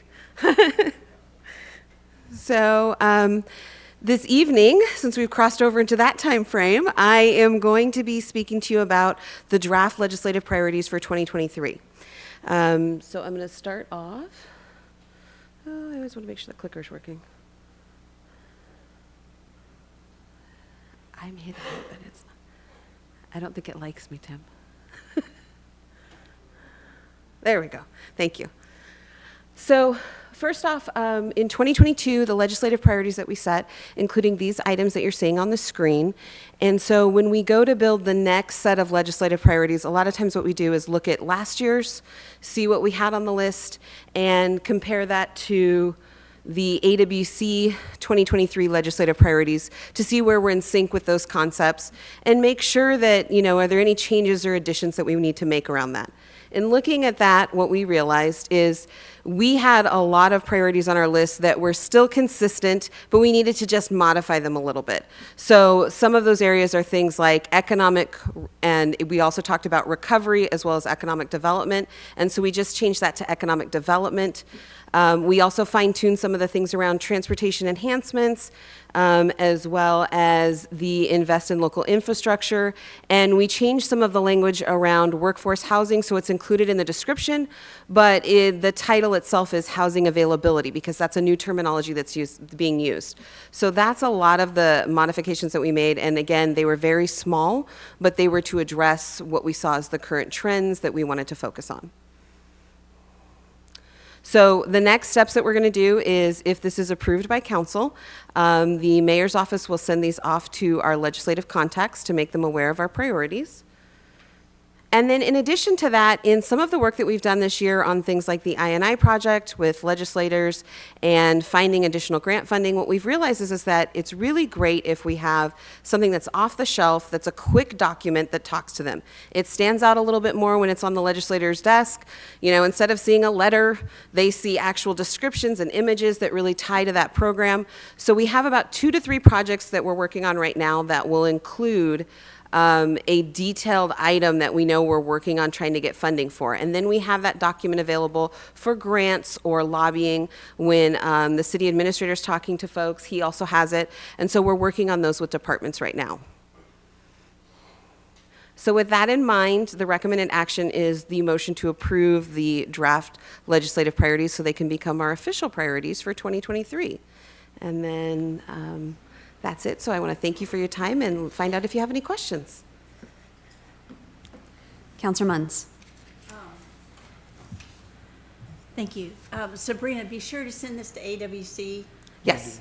Because if they have it, even though we may not have everything they do, they will keep ours handy so that they can also advocate for it. Thank you very much. Appreciate that. We have a distribution list that we follow. Great. Councilor Wiesner. Yes, thanks for thinking about the lobbying brochures. You know, I've, you know, and I totally agree that when we're, you know, we're placing this document on somebody's desk, right, that we want it just plain, simple, you know, a 2-minute read, right? That's all we're going to get out of it.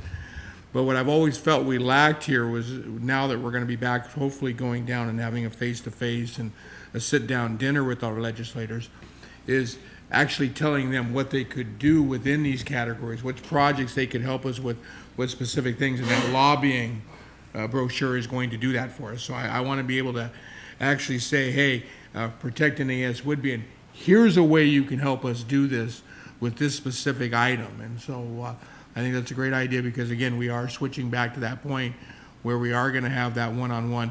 And if you get us each those lobbying brochures, right, we occasionally end up running into some of our legislators, and you get how it is. It's repeated. I mean, everybody needs something today in this world, and everybody wants something, but it's the folks who have the same consistent request and a justification behind that request and that little blurb as to why we need this. Those are the ones I think that are, going to get the attentions, especially now that we're back to face-to-face. So thanks for putting those together. Appreciate it. Yep, we will get those to you. And I want to thank staff for that. Part of this idea came out of some of these recent conversations about grants, and it made us realize, and then recently, Ginger Pennington came to me and said, Sabrina, I have some stuff that came up that I really want to make sure that we're talking to legislators correctly about this. And I thought, this is the second or third time somebody's brought this up. We should have a better document. And so we've started working on those because I think it will help. So we will make sure to get those to you. Thank you. Councilor Hoffmeyer. Looks good, I like it. The first sentence at the top there, continue to advocate for funding and legislation that makes Oak Harbor a great community. Great priority. It's awesome that it's at the top. I wonder if it's worth having a second place on there as well. I think with regards to the debt forgiveness conversation on the clean water facility, I feel like we are making great progress there. I feel like every single representative we have is very aware of the conversation, and I do wonder if it's worth having it replicated in a second place, maybe in a little more detail, but it looks wonderful. Thank you. And Councilmember Hoffmeyer, that's one of the pieces we're working on as well. Yeah.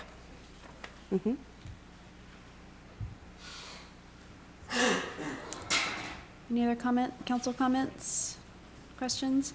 I want to second my approval of I appreciate the language. In past our priorities would kind of use more passive language, and, we don't just want you to support funding for, now it's like we actually won't expect our representatives to advocate for us. And so I appreciate the use of less passive language, and while there's certainly a lot of detail that can go into some of the support documents, I think that the synopsis is enough for them to get the idea, and then they can look into it further. So, excellent job, and I'm looking forward to seeing the backup documentation. And is there anything else? Okay, thank you, Sabrina. Okay, great. Oh. Do we need to do the motion, or are you guys good? No, they don't do a motion here. We'll just put it on the consent agenda. Okay, just want to check. Yeah. Checking my dots. And Mayor Pro Tem, I want to jump in real quickly. I can apologize to Mr. Oborn for skipping out on his admin report, but I have to be somewhere. But rest assured, I did read every page of it, Blaine, so I do appreciate that. Second? No. No worries. Councilor Munns. Mr. Ober, could this be, since we got head nods on what a great job for the priorities, could that just be on the consent agenda, or does it have to be a motion? We'll just put it on legislative priorities. We'll put that on the consent agenda since there wasn't any input. Yeah, efficiency. Okay, all right. City Administrator's report. Go ahead, Mr. Oborn. All right, I was just doing notes here to do my quicker version and cut out about 20 items here so we could get out of here. So just kind of continuing on the lobbying issue, talked about the progress we're trying to have on the mayor's effort with the sewer debt relief issue. So good communication with the state, and I think we're going to make that as one of our specific priorities there on the debt relief, and we've already made it with the letters that went out, and so we'll share additional information. Another item, unfortunately, we'll have to campaign against the grant is the conservation easement acquisition for the Bells Farm. Unfortunately, Camino Land Trust would-be Camino Land Trust is really not working with us, and they were approved at the RCO level, and now it goes to the governor and the legislature, so that's where we have to pose it on that. I think they were in error, said that it had widespread community support, so very disappointed that they ignored the city and at least one of the county commissioners that opposed that project. And so it's key to our development here and to avoid future growth there. And then the economic development, the 1081 Pioneer Way property purchase is progressing. More to come on that in the future. And lastly, two more items. Park and Rec Director starting on November 30th. And last item, not in here, but I just have an update, is our Public Works Director is making great progress on the U-Haul access road and coming up with a compromise win-win that's kind of in the dollar range that the council wanted to be in. So that concludes my comments. Any council feedback on the city administrator's comments? Okay. Thumbs up and thank yous. Good.